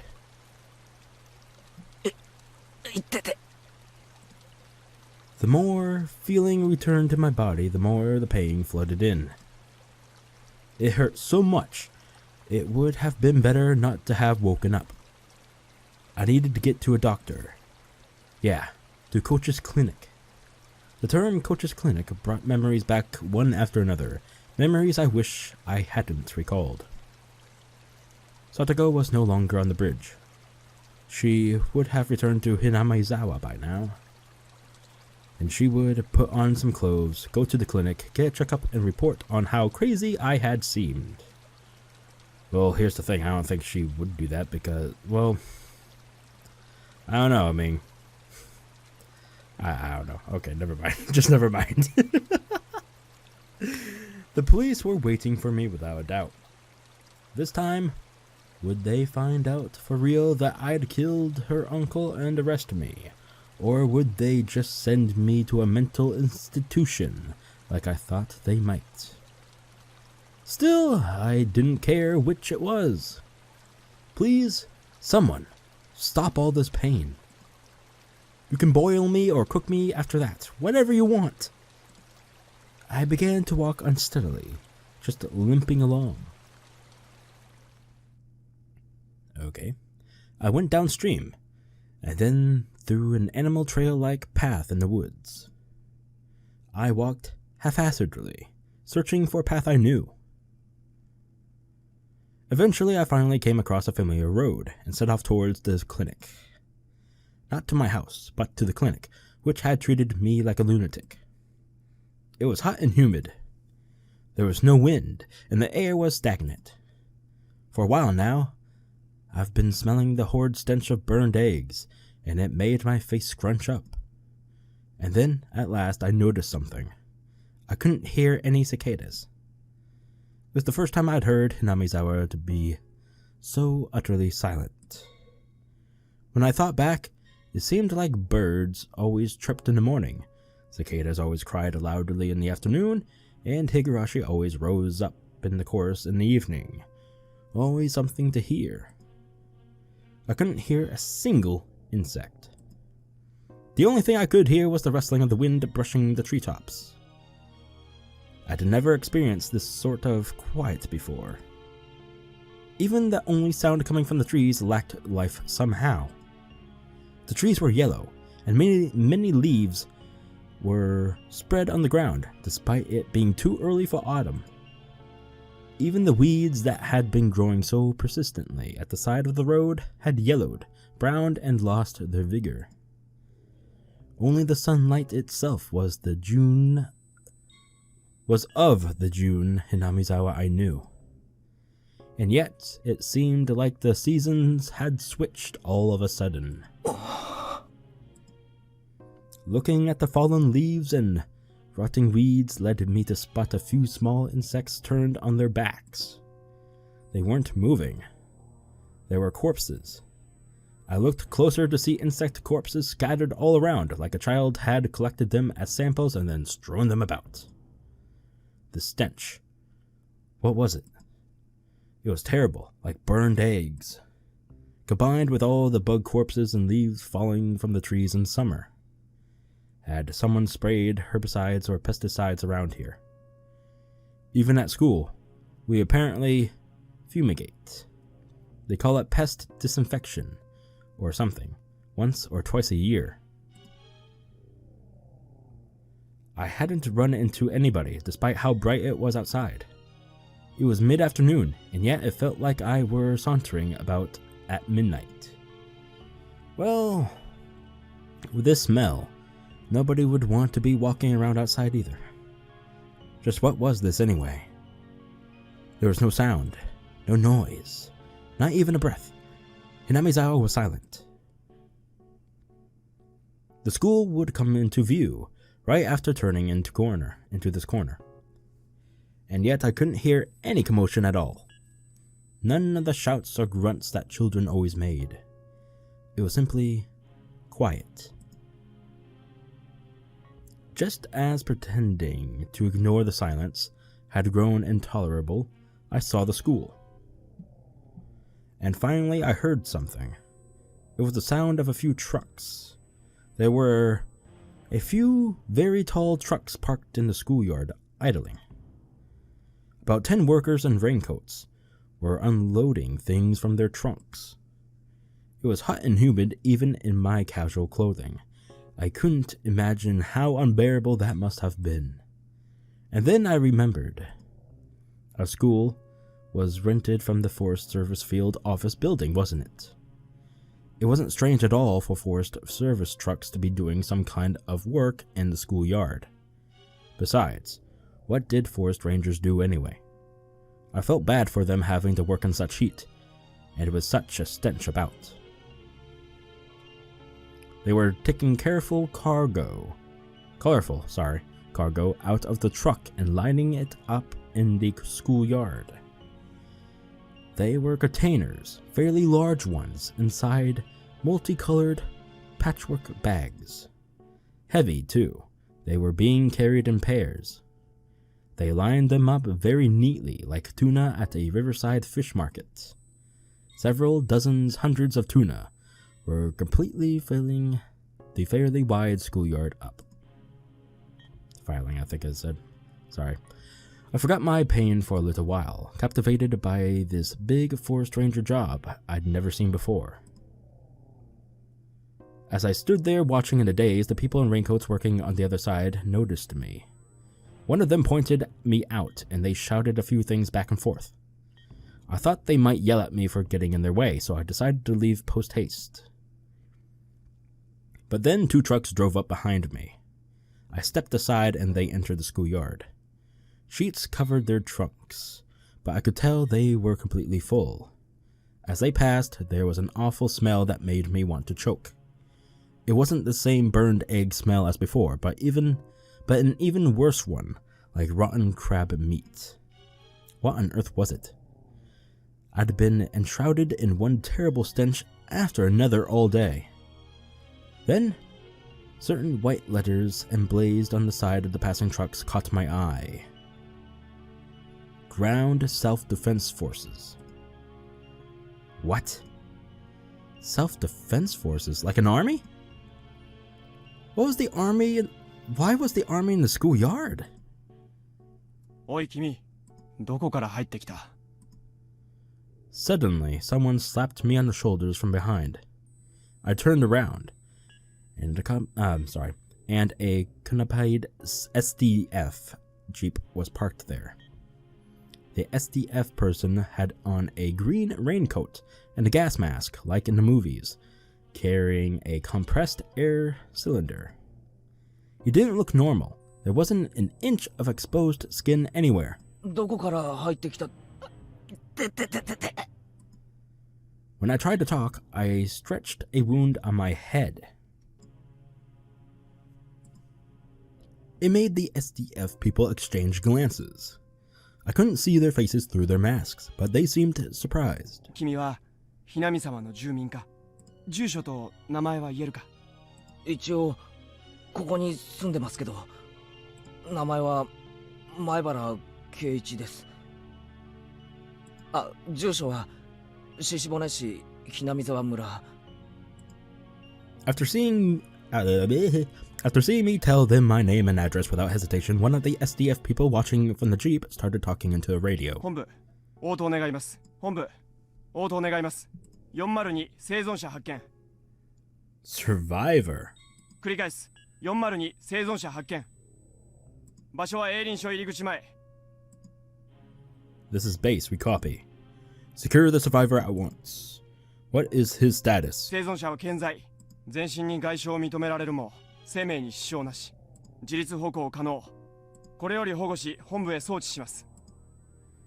I was prepared to go along with the police, but the SDF. I couldn't help but think it seemed a little bit much. They urged me into the back of the Jeep. And then they told me to put on this gigantic gas mask. I did so, and one of the troops fiddled around with it, strapping it tightly to me. It was heavy, hard to see out of, hot and difficult to breathe. Just looking at the world through the lenses made it lose its sense of reality. My breathing sounded like some giant monster through the mask. At this point, I had no idea what was happening. With much trepidation, I asked the trooper, adjusting my mask. すみません。何かあったんですか？君はどこにいたんだ？何をしていたんだ？ Hey, don't answer my question with more questions, goddammit! I was the one asking you first. ずっと山に入ったところにある吊り橋から落っこちて河原で多分気絶してました。今日が何曜日かもよくわからないです。今日は昭和58年の6月22日。 So wait, he was there a whole day? Damn! 水曜日だ。 That surprised me.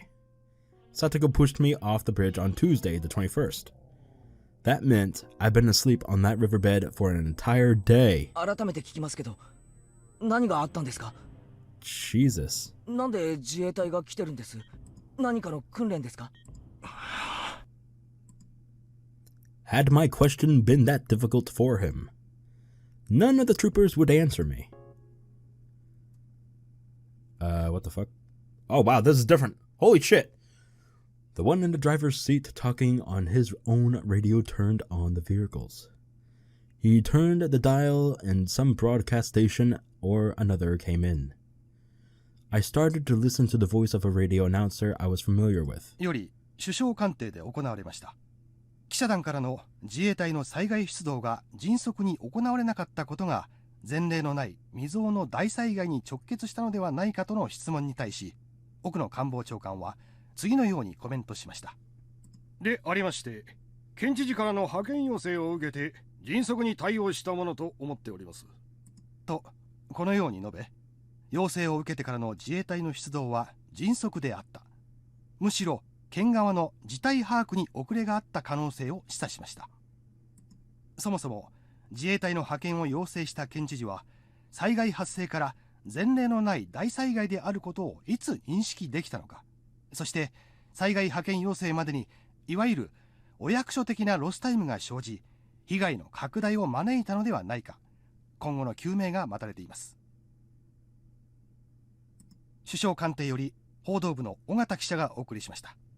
さて、ここでもう一度災害発生からの行政の対応を振り返ります。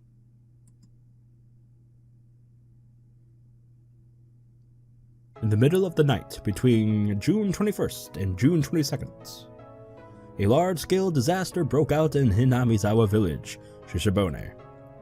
The details have not yet been investigated, but there was an eruption of volcanic gas from somewhere in the Hinamizawa area.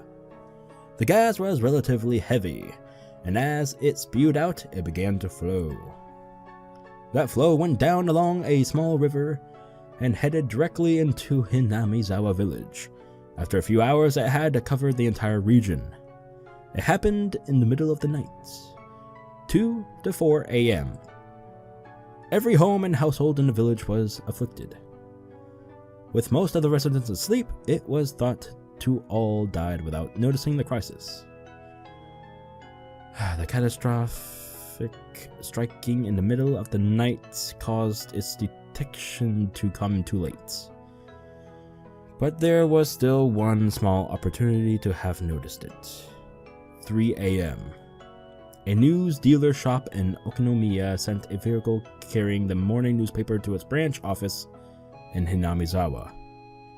Usually the shop would be contacted upon the vehicle's arrival, but this morning that didn't happen. The news dealer's shop made repeated calls but got no response. The shopkeeper sent his eldest son to check on things, but they lost contact with him as well. 非常に悔やまれています。この時点で警察か消防への連絡があったなら、事態はもっと改善されていた可能性が高いでしょう。少なくとも村全滅という惨劇は免れた可能性があります。6 a.m. Residents in areas in the same region began continuously calling 119 to report the smell of rotten eggs, dizziness, nausea, and headaches. The fire department received the same reports, all from the same confined region. They speculated a truck loaded with chemicals may have gotten into an accident and reported it to the local police. 6:30 a.m. Contact was lost with a patrol car on duty in Hinamizawa area after the officer reported the smell of rotten eggs. Oh, wait, could that be Oishi? Oishi-san? Because the patrol car on duty in Hinamizawa didn't report, you know. Oh, well, he did report the smell of rotten eggs, but I don't know. Okay, never mind. Never mind. The local police considered the possibility of a large-scale disaster involving highly lethal gas and reported it to the prefecture and prefectural police at 7:15 a.m. 8 a.m. The governor was traveling to nearby prefectures for inspection, so in accordance with regulations, the prefectural environmental disaster prevention chief was provisionally escalated to director general and set up a disaster countermeasure office. Holy shit. However, without contacting the governor, their countermeasures came too late. 近年、市民団体によって指摘されていますが、議員待遇者との視察旅行は完全に親睦を目的にしたもので、主演三昧だと噂されています。近い筋の話では、知事は徹夜で飲んだくれて、泥酔状態で就寝していたそうです。環境部長から電話があった時も泥酔していて、全く取り合ってもらえなかったのだそうです。Fucking Christ. Come on! And so it took about an hour for the governor to sober up and gain an understanding of the situation and gather information. 知事は言うに及びませんが、知事不在時には本部長を務めることになる環境部長にも怠慢の責任が問われるでしょう。また、県としても大災害を想定したマニュアルが用意されておらず、対応が常に後手に回ってしまったのが致命的でした。9:12 a.m. On the advice of the prefectural police, the governor requested a disaster relief mission from the SDF. By the time the chemical defense unit, equipped with protective equipment, arrived on the scene, 8 hours had already passed since the incident's outbreak. とにかく深夜の就寝中というのが不運でした。同じ災害でも日中に起こっていれば全く違ったでしょう。Yeah, no shit. There would be less casualties. All households in the Hinamizawa village region were wiped out. There were over 1,000 victims. The SDF is still confirming the situation on the ground, but their results are predicted to only increase that number. スタジオにはゲストとして火山性の災害にお詳しい地学博士の藤原先生にお越しいただいております。先生、このような恐ろしい6月が突然湧き出すようなことはあるのでしょうか。河口部に限定して申し上げれば決して珍しいことではありません。火山大国日本にはたくさんの活火山がありますが、それらの河口部はいずれも危険なガスの噴出する危険性があり、一般登山者も河口部周辺には立ち入らないのが一般的です。But that's odd. Volcanic gas doesn't smell like fucking rotten eggs. It should, I believe, like smell like sulfuric acid or whatever, you know? Just sulfur. Unless I'm wrong about that, I could be, but rotten eggs is just a weird smell for volcanic gas to just smell like that, you know? では今回、南沢村を襲った卵のフラン臭のするガスというのも河口部では一般的なガスということですか？ I'm gonna have to look that up. 卵のフラン臭という特徴から、おそらく火山ガスの中でも事故例の多い硫化水素によるものだと考えられます。高い濃度であれば非常に危険なものです。Okay, hydrogen sulfide. Okay. ひなみざわ村は火山の火口部とは全く縁遠い場所にあるわけですが、そういった火口部でない場所にもその硫化水素が発生することがあるのでしょうか。Yeah, Hinamizawa village isn't near one out. It's...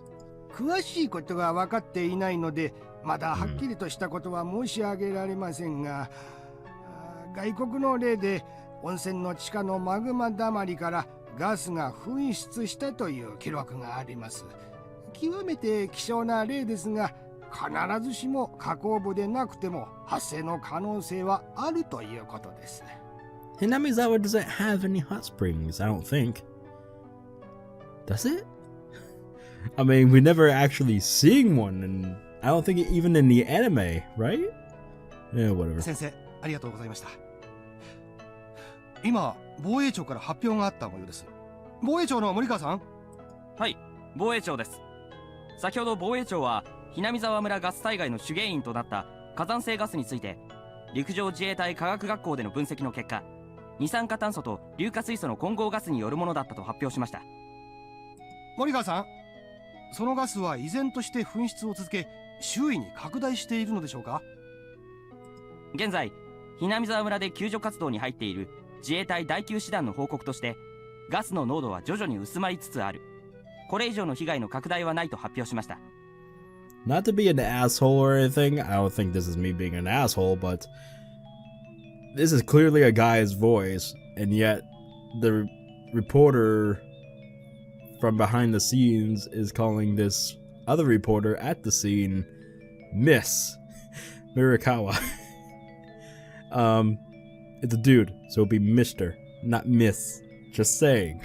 ですが依然、Hinamizawa村地区は危険な状態にあることには変わりなく、今後も注意深く監視を続ける必要があるようです。防衛庁から報道部の森川記者がお伝えしました。続きまして、避難を余儀なくされている沖宮地区住民の模様をリポートします。現在避難所の一つとなっている下篠崎小学校に報道部の現地記者がお伝えいたします。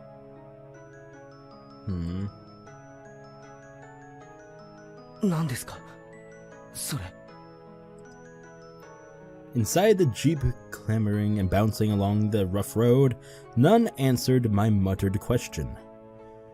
An unprecedented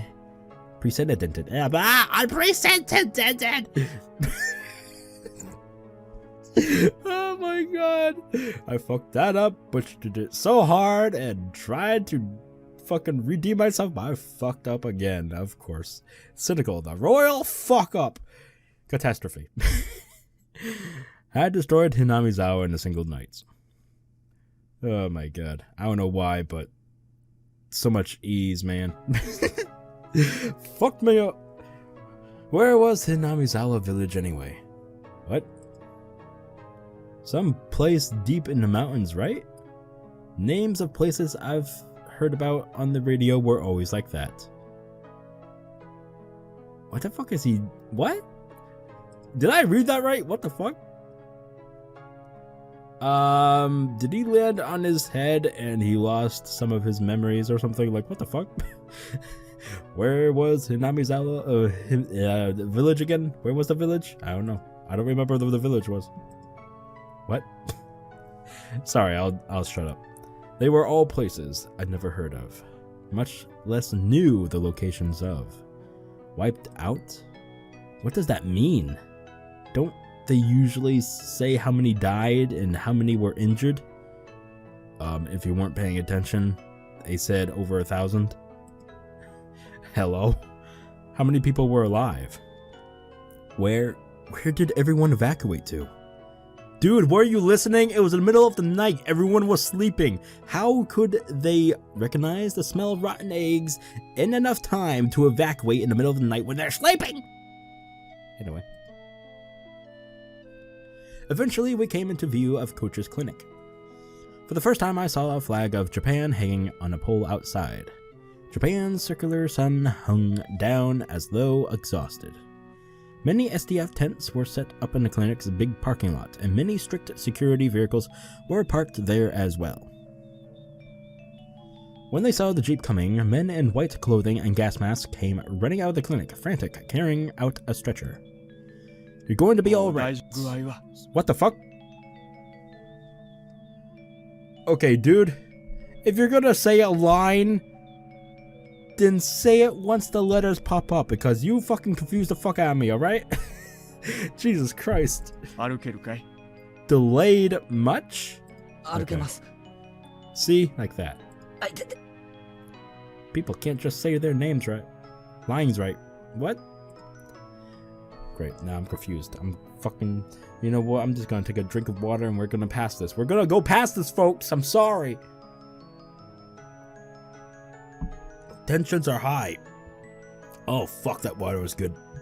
Too bad I don't have any alcohol. And because of my ows, they forced me to lay in a stretcher anyway. People who seemed like doctors were looking at me and notifying others of my condition via radio.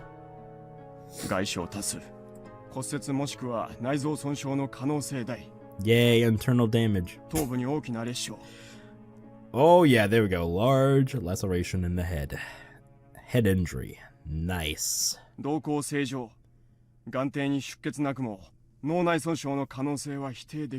Yeah, most likely. And then, from the clinic entrance, people lying on stretchers were brought outside to replace me. Judging by their clothing, they were from Hinamizawa, and that's how I knew they were victims. They brought the stretchers in front of the truck. 2 troops, holding shoulders and legs like some kind of baggage, picked them up and threw them into the trunk.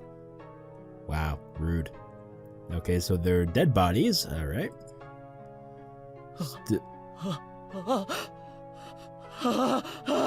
Go ahead, scream. Oh no, you're gonna stop there, okay. Like I was saying, even if they're dead bodies, they could, like, you know, handle with care!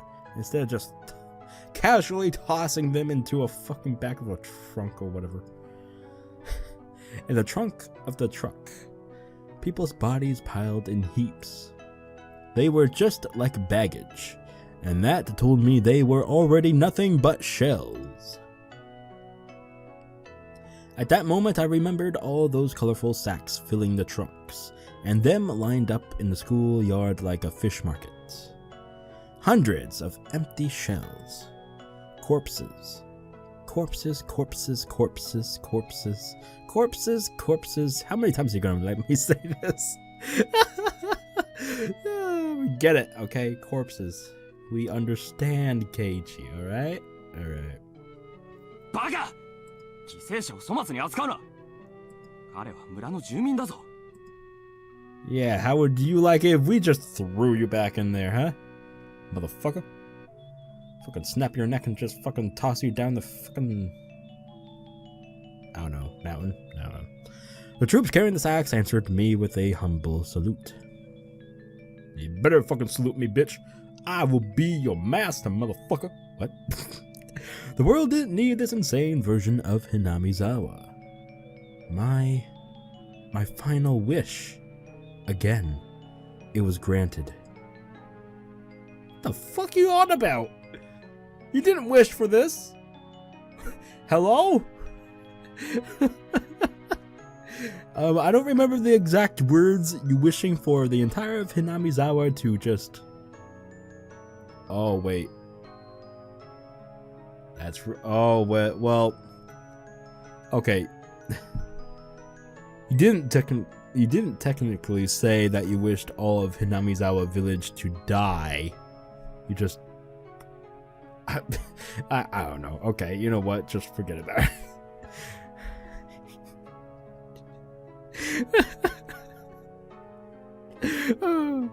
I didn't understand anything anymore. None of it mattered.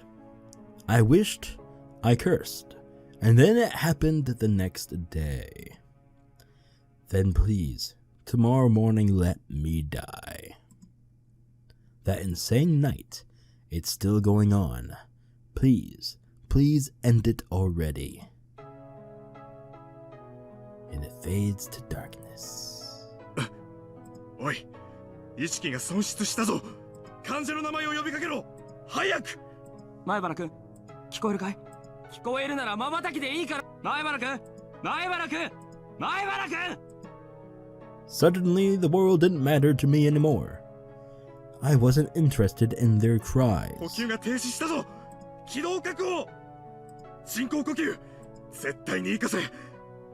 畜生、畜生。もうこれ以上死者はごめんだぞ。死んでもいい命なんかないんだ。殺すな、殺すな。 I could hear the voice of a man crying and screaming in my ears. Nobody deserves to die. Those words came from his heart. They were so commonplace, and they soaked into my heart too. Maybe it was a mistake to take someone's life, even if it was to save Satoko. If this is the price I had to pay, this horrible tragedy, then this is a little much, Oyashiro-sama. Why? Why did you never punish me? Come to think of it, Satoko said something. Oyashiro-sama's actual curse never goes for the target at first, but kills everyone they love before that. Oyashiro-sama's curse.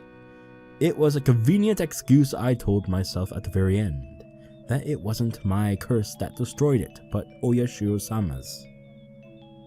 Given that I was in the stretcher, this next bit might have been obvious. But last of all, I realized one thing. Yeah. Today, I had not heard those footsteps following me even once. And now I was liberated. As the cries of the Higurashi I couldn't have been hearing filled my mind, their tearful assemble was the only funeral march I had. June 22nd, 1983, early morning. A widespread disaster occurred in Hinamizawa village, Shishibone, Blank Prefecture. Volcanic gas, carbon dioxide and hydrogen sulfide, erupted from Onikakushi Swamp, one of the Hinamizawa area's water sources, and spread throughout the entire village. There were 1,200 victims. 20 have gone missing. The catastrophe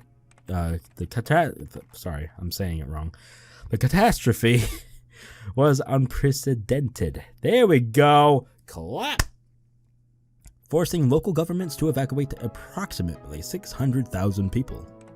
Fuck. According to later investigations, magma pools and hot springs were uncovered directly under Onikakushi Swamp, and the gas that gushed from it was determined to be the cause of the disaster. In addition, directly under the incident broke out, In addition, directly after the incident broke out, many came forth claiming this disaster was a curse placed in Hinamizawa village legends, first sparking a wave of chaos. There were apparently local legends of a curse spreading a miasma, destroying the village, and some scholars believe a similar gas disaster may have happened in the past and remained part of these legends. More extreme periodicals. Okay. More extreme periodicals suggested that this was an extension of the string of freak death incidents that had been happening in recent years in Hinamizawa village, stirring interest and theories about the curse of curse of Oyashiro-sama. In addition, relatives of those in Hinamizawa village who had escaped the disaster complained of sickness afterwards and were hospitalized. I'm trying to read fast, I'm sorry, that's why I'm fucking up a lot. Yeah. Some of them even died of unknown causes, further encouraging such extreme opinions. On top of that, several relatives professing to be possessed by Oyashiro-sama's curse committed suicide in strange ways. And the impact of the disaster has had on the entire nation can no longer be ignored. Wild visions of terrible toxic gas sneaking around in the middle of the night, killing people spilled across the country, causing a steady stream of people complaining of insomnia, difficulty breathing, headache, dizziness, etc. Some people identified themselves as being obsessed by it, began doing odd things. Most of these were mistakenly attributed by the tabloid press. But afterward, some even began to call the mental issues arising from the Hinamizawa tragedy the Hinamizawa syndrome. That's the first time we're hearing of this, by the way. It becomes very popular in the future arcs. Or, you know, bleh. Anyway. The Hinamizawa village region, the object of all kinds of rumors and speculation, is currently closed off, and even flying overhead is prohibited. The prohibition was at one point undone as a result of a decrease in the gas's density, but that autumn another gas burst was confirmed, leading to the area being carboned off again. Jesus Christ. Oh my god, one after the other. Why? Okay. Word is that the area is sound asleep, all traces of its former life intact, and left to rot. Dun, dun, dun, dun. Only one survivor remains, Keiichi Maebara, age... Yes, he's 1 year old. You can interpret how old he is, basically it's saying. So let's just say he was in, I believe, he's 14, 13 in this officially. But basically you can just interpret whatever. Who lived at blank Hinamizawa village. At the time of rescue, he had some trouble breathing due to fluid buildup in his lungs, but as a result of life-saving procedures, he was kept alive. He is currently in a general hospital somewhere in the prefecture. The press have been asking for him for some time, but all interviews are being refused. What did he see in Hinamizawa? What happened between June 21st and June 22nd in Hinamizawa village? Today he remains silent, unwilling to speak of it.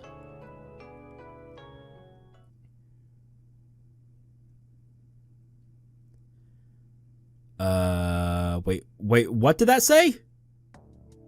Wait, what the fuck? Okay, this is going by way too fast. What the fuck? Possibly committed suicide in the village, suspended. Struck at the death in the mountains of Gufu. Okay, going to okay.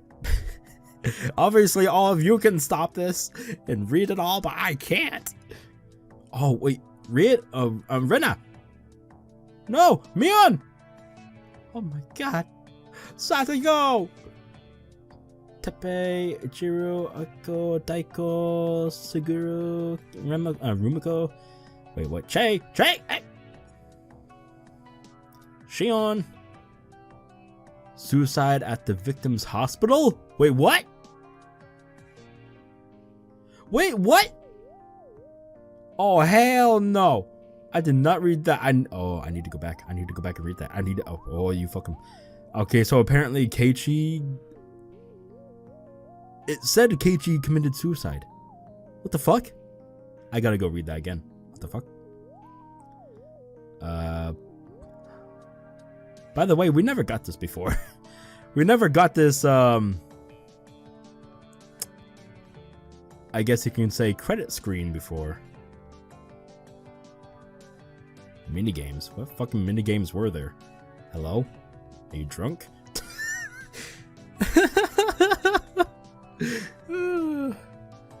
I'm guessing he's just talking about those card games, the club activities sort of things, I guess. Stupid. I mean, they weren't really created by him, but sure, whatever. Okay, so this is new, probably because this is the ending of the so-called... Oh, wait, what? 2003! Hello! In June. Okay, before I go continue, real quick.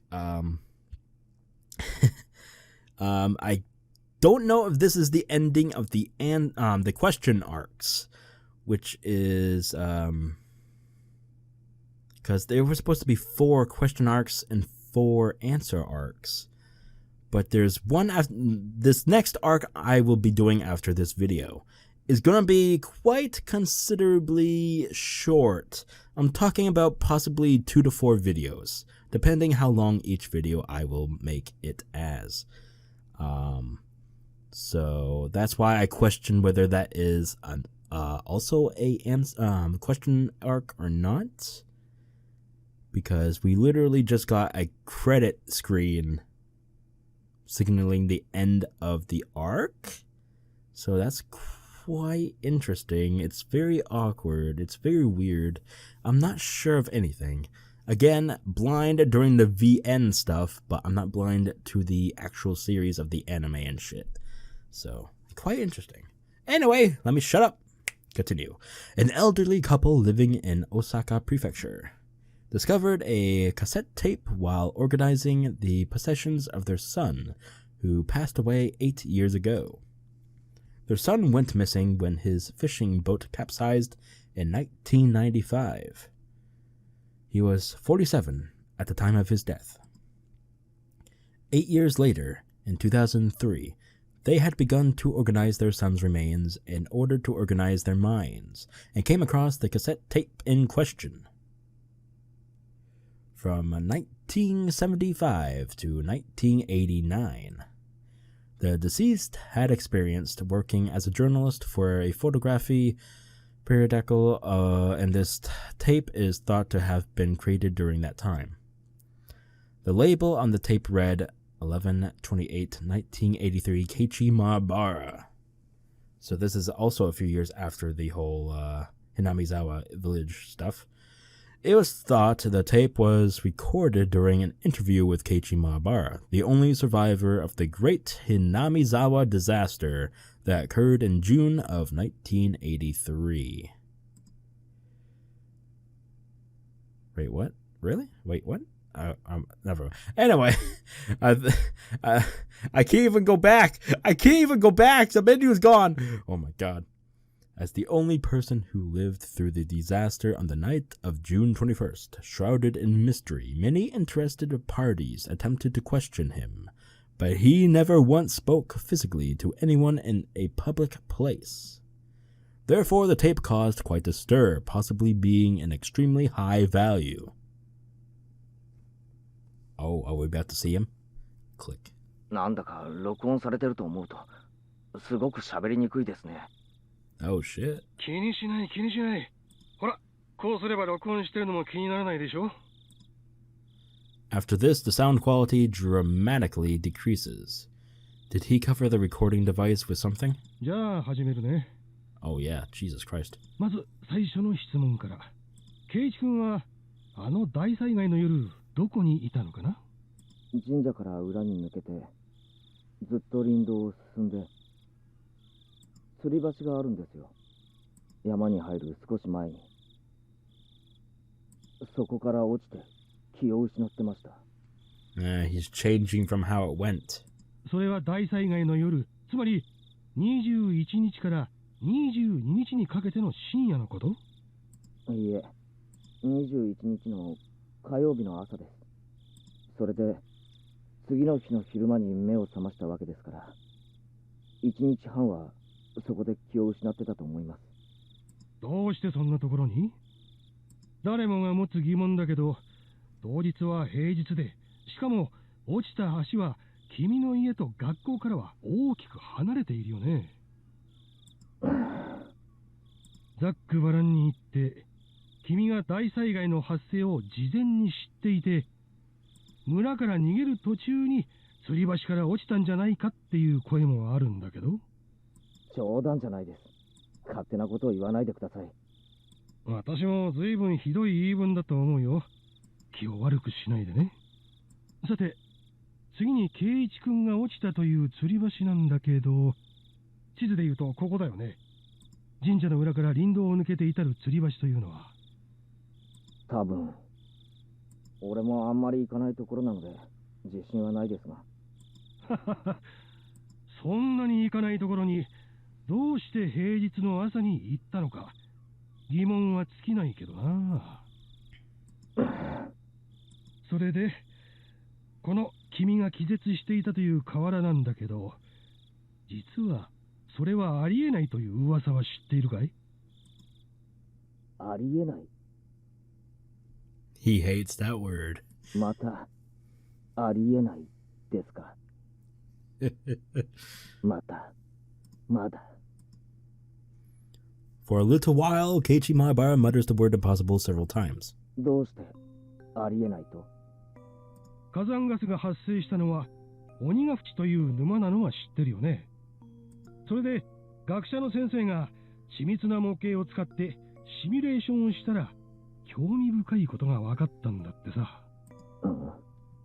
例の火山ガスってのは空気よりも重いらしくて、地形に沿って低いところへ低いところへ流れ込む水みたいな性質があるんだってさ。それで発生源の鬼ヶ淵沼からそういうガスが噴出し、どれくらいの時間をかけて村を覆うのか実験がされたんだ。そしたらさ、君が気絶していたという河原、流れ込むんだよ、ガスが。よく言ってる意味がわからないんですが。つまり、君が本当にこの河原で気絶していたなら、君は丸一晩、猛毒の火山ガスの中にいたことになるんだよ。だからつまり、君がここで気絶をしていた可能性は否定されたわけさ。もっとざっくばらんに言うよ。私はね、君が嘘をついているんじゃないかなって思うんだ。君は大災害の時、安全なところに身を潜めていて、ガスが薄れた頃合いを見計らって村に現れて自衛隊の人に保護された。どうかな？図星かな？ For a short time, the journalist presses Keiichi Maebara further, in a teasing way, but all that can be heard are heavy sighs. 別に仮にそうだったとしても、俺は今さら驚きませんけどね。驚かないとはどういう意味だい？ Was this recording really taken of Keiichi Maebara? Some harbor suspicions. You said it before, didn't you? ありえないって。あのひなみ沢では、ありえないことなんていくらでも起こるんです。死んだはずの人が生きてる。そんなことは珍しいことじゃないんですよ。まさか俺自身が死んだはずなのに生きているってやつを立証しようとはね。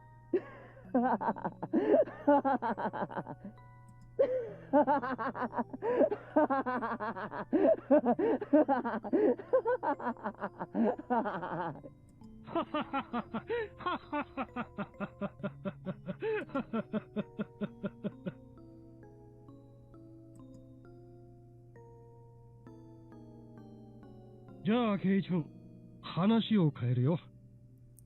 To verify its authenticity. God damn it! Oh my god, I fuck up on the simplest of words. I had the others in the Maebara family check the tapes with his voice in it. However, the sound was not clear and much time had passed, so the relatives I checked with couldn't remember what he sounded like. I was unable to gain positive proof it was actually his voice. Huh. あの大災害がHinamizawa連続開始事件の5年目のたたりではないかという話についてはどう思う？ Honestly, that's weird because I fucking can make... I can... Choo-choo train. I can make out his fucking voice just fine. Even with it, the quality of the voice, the tape fucking degrading. What the fuck? So, I don't know what the fuck they're talking about. Whatever. Whoops, hit the mic. いや、それはないですね。5年目のたたりは俺ですから。I was the curse that year after all. Damn. え？何のこと？何のことって、あんたの話に対する答えですよ。あの大災害は、まあ、言っても信じないでしょうけど、doubts also remain regarding the date 11/28 written on the tape. Why? 俺が起こしたんです。俺がね、こんな村丸ごと死んじまえって願ったから怒ったんです。そりゃ豪快な話だね。豪快？そういう面白い言い方もあるんですね。高野さんも俺が殺したし、監督も大石も俺が殺した。After Maebara Keiichi's failed suicide attempt on a certain August day 2 months after the disaster, so that's why I saw, okay. He was diagnosed with a mental disorder and transported to a treatment facility. Of course they're gonna fucking do that. They fucking think he's crazy. Even fucking Chase Sensei thought he was fucking crazy. あの時の俺にはね、何か神がかり的な力が宿ってたんですよ。そう。例えるなら、足音かな。足音って、なんだいそれ。あんた、足音を聞いたこともないんですか？ペタペタ。ひたひた。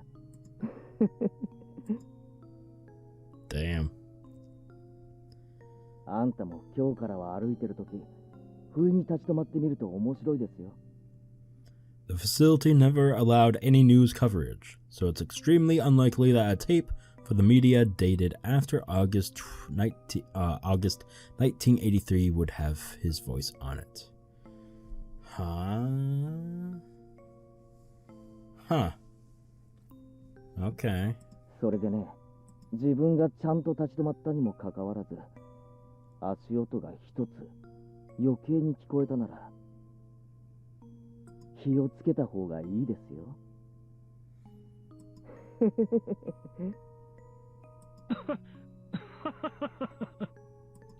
そうだね。気をつけるようにするよ。そんなに俺、面白いこと話してますか？あんた、さっきからヘラヘラと笑ってばかりですね。However, the reporter had been criticized for his forceful methods of collecting data while he was active, so there is still a possibility that he broke into the facility and forced Keiichi Maebara to talk. 監督と同じだ。俺のことを同情したり、話を聞いたりしてるふりをしながら、その実、人のことを異常者扱いしてる目だ。Still doing it. そんなことはないよ。いや、俺にはわかるんです。あんたの目は監督と同じだ。あの日以来、もう足音は聞こえない。Is this truly Keiichi Maebara's voice? The authenticity of this recording is still wrapped in mystery. だから俺にはもう、あんな恐ろしい力は残ってないだろうけど、今ここでもう一度、あんたの死を願ってみるよ。俺に不愉快な話ばかりをする、あんたの死を。そうだな。今回は一つ、死に方も決めてみようかな。高野さんは焼け死にだったから。じゃああんたは逆に水だ。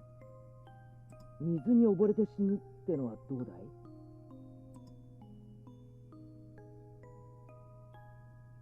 絶好調だった当時の俺なら、次の朝までには必ず死んでる。15 years after this tape was created, the reporter, just as Keiichi Maebara had predicted, died in an accident out on the sea. Well, there you go. あんたは何日後に水で死ぬかな？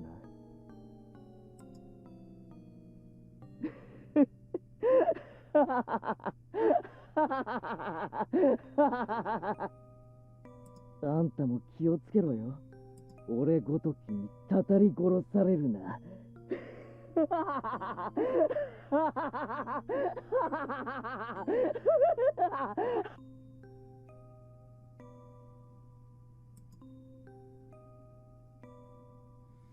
The recording ends in the middle of Keiichi Maebara's laughter. And Keiichi Maebara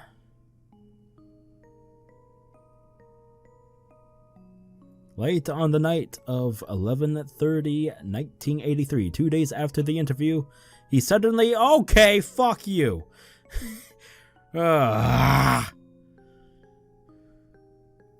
足音がまた一つ余計に。 An extra set of footsteps. Oh, this one's slow. Okay, I get you. All right. Go fuck off. Kids laughing like that. Fucking kick their ass. Go. Higurashi when they cry. Well, that was fun, wasn't it? All right. Well, I hope you all enjoyed that. That was certainly different. Holy crap. All right. I'm going to have to, while editing, look at all that information that I was unable to get because it was moving too fast. The credit screen and those last few lines of about Keiichi, but yeah, that was actually pretty damn interesting. For once, finally, he didn't die, basically, kind of, sort of. The whole village did, and certainly in a weird, roundabout way, like curses and volcanic gas, if you will. Although I know better. What? Oh, damn. Alright, I hope you all enjoyed this episode, as well as the whole arc 3, titled Tatarigoroshi. Oh boy. And I hope you all stick around for the next arc. So until then, please leave a like, share the video, and subscribe to the channel if you haven't already, because I will be uploading more Higurashi soon. So stick around and look forward to it. But until then, please stay tuned.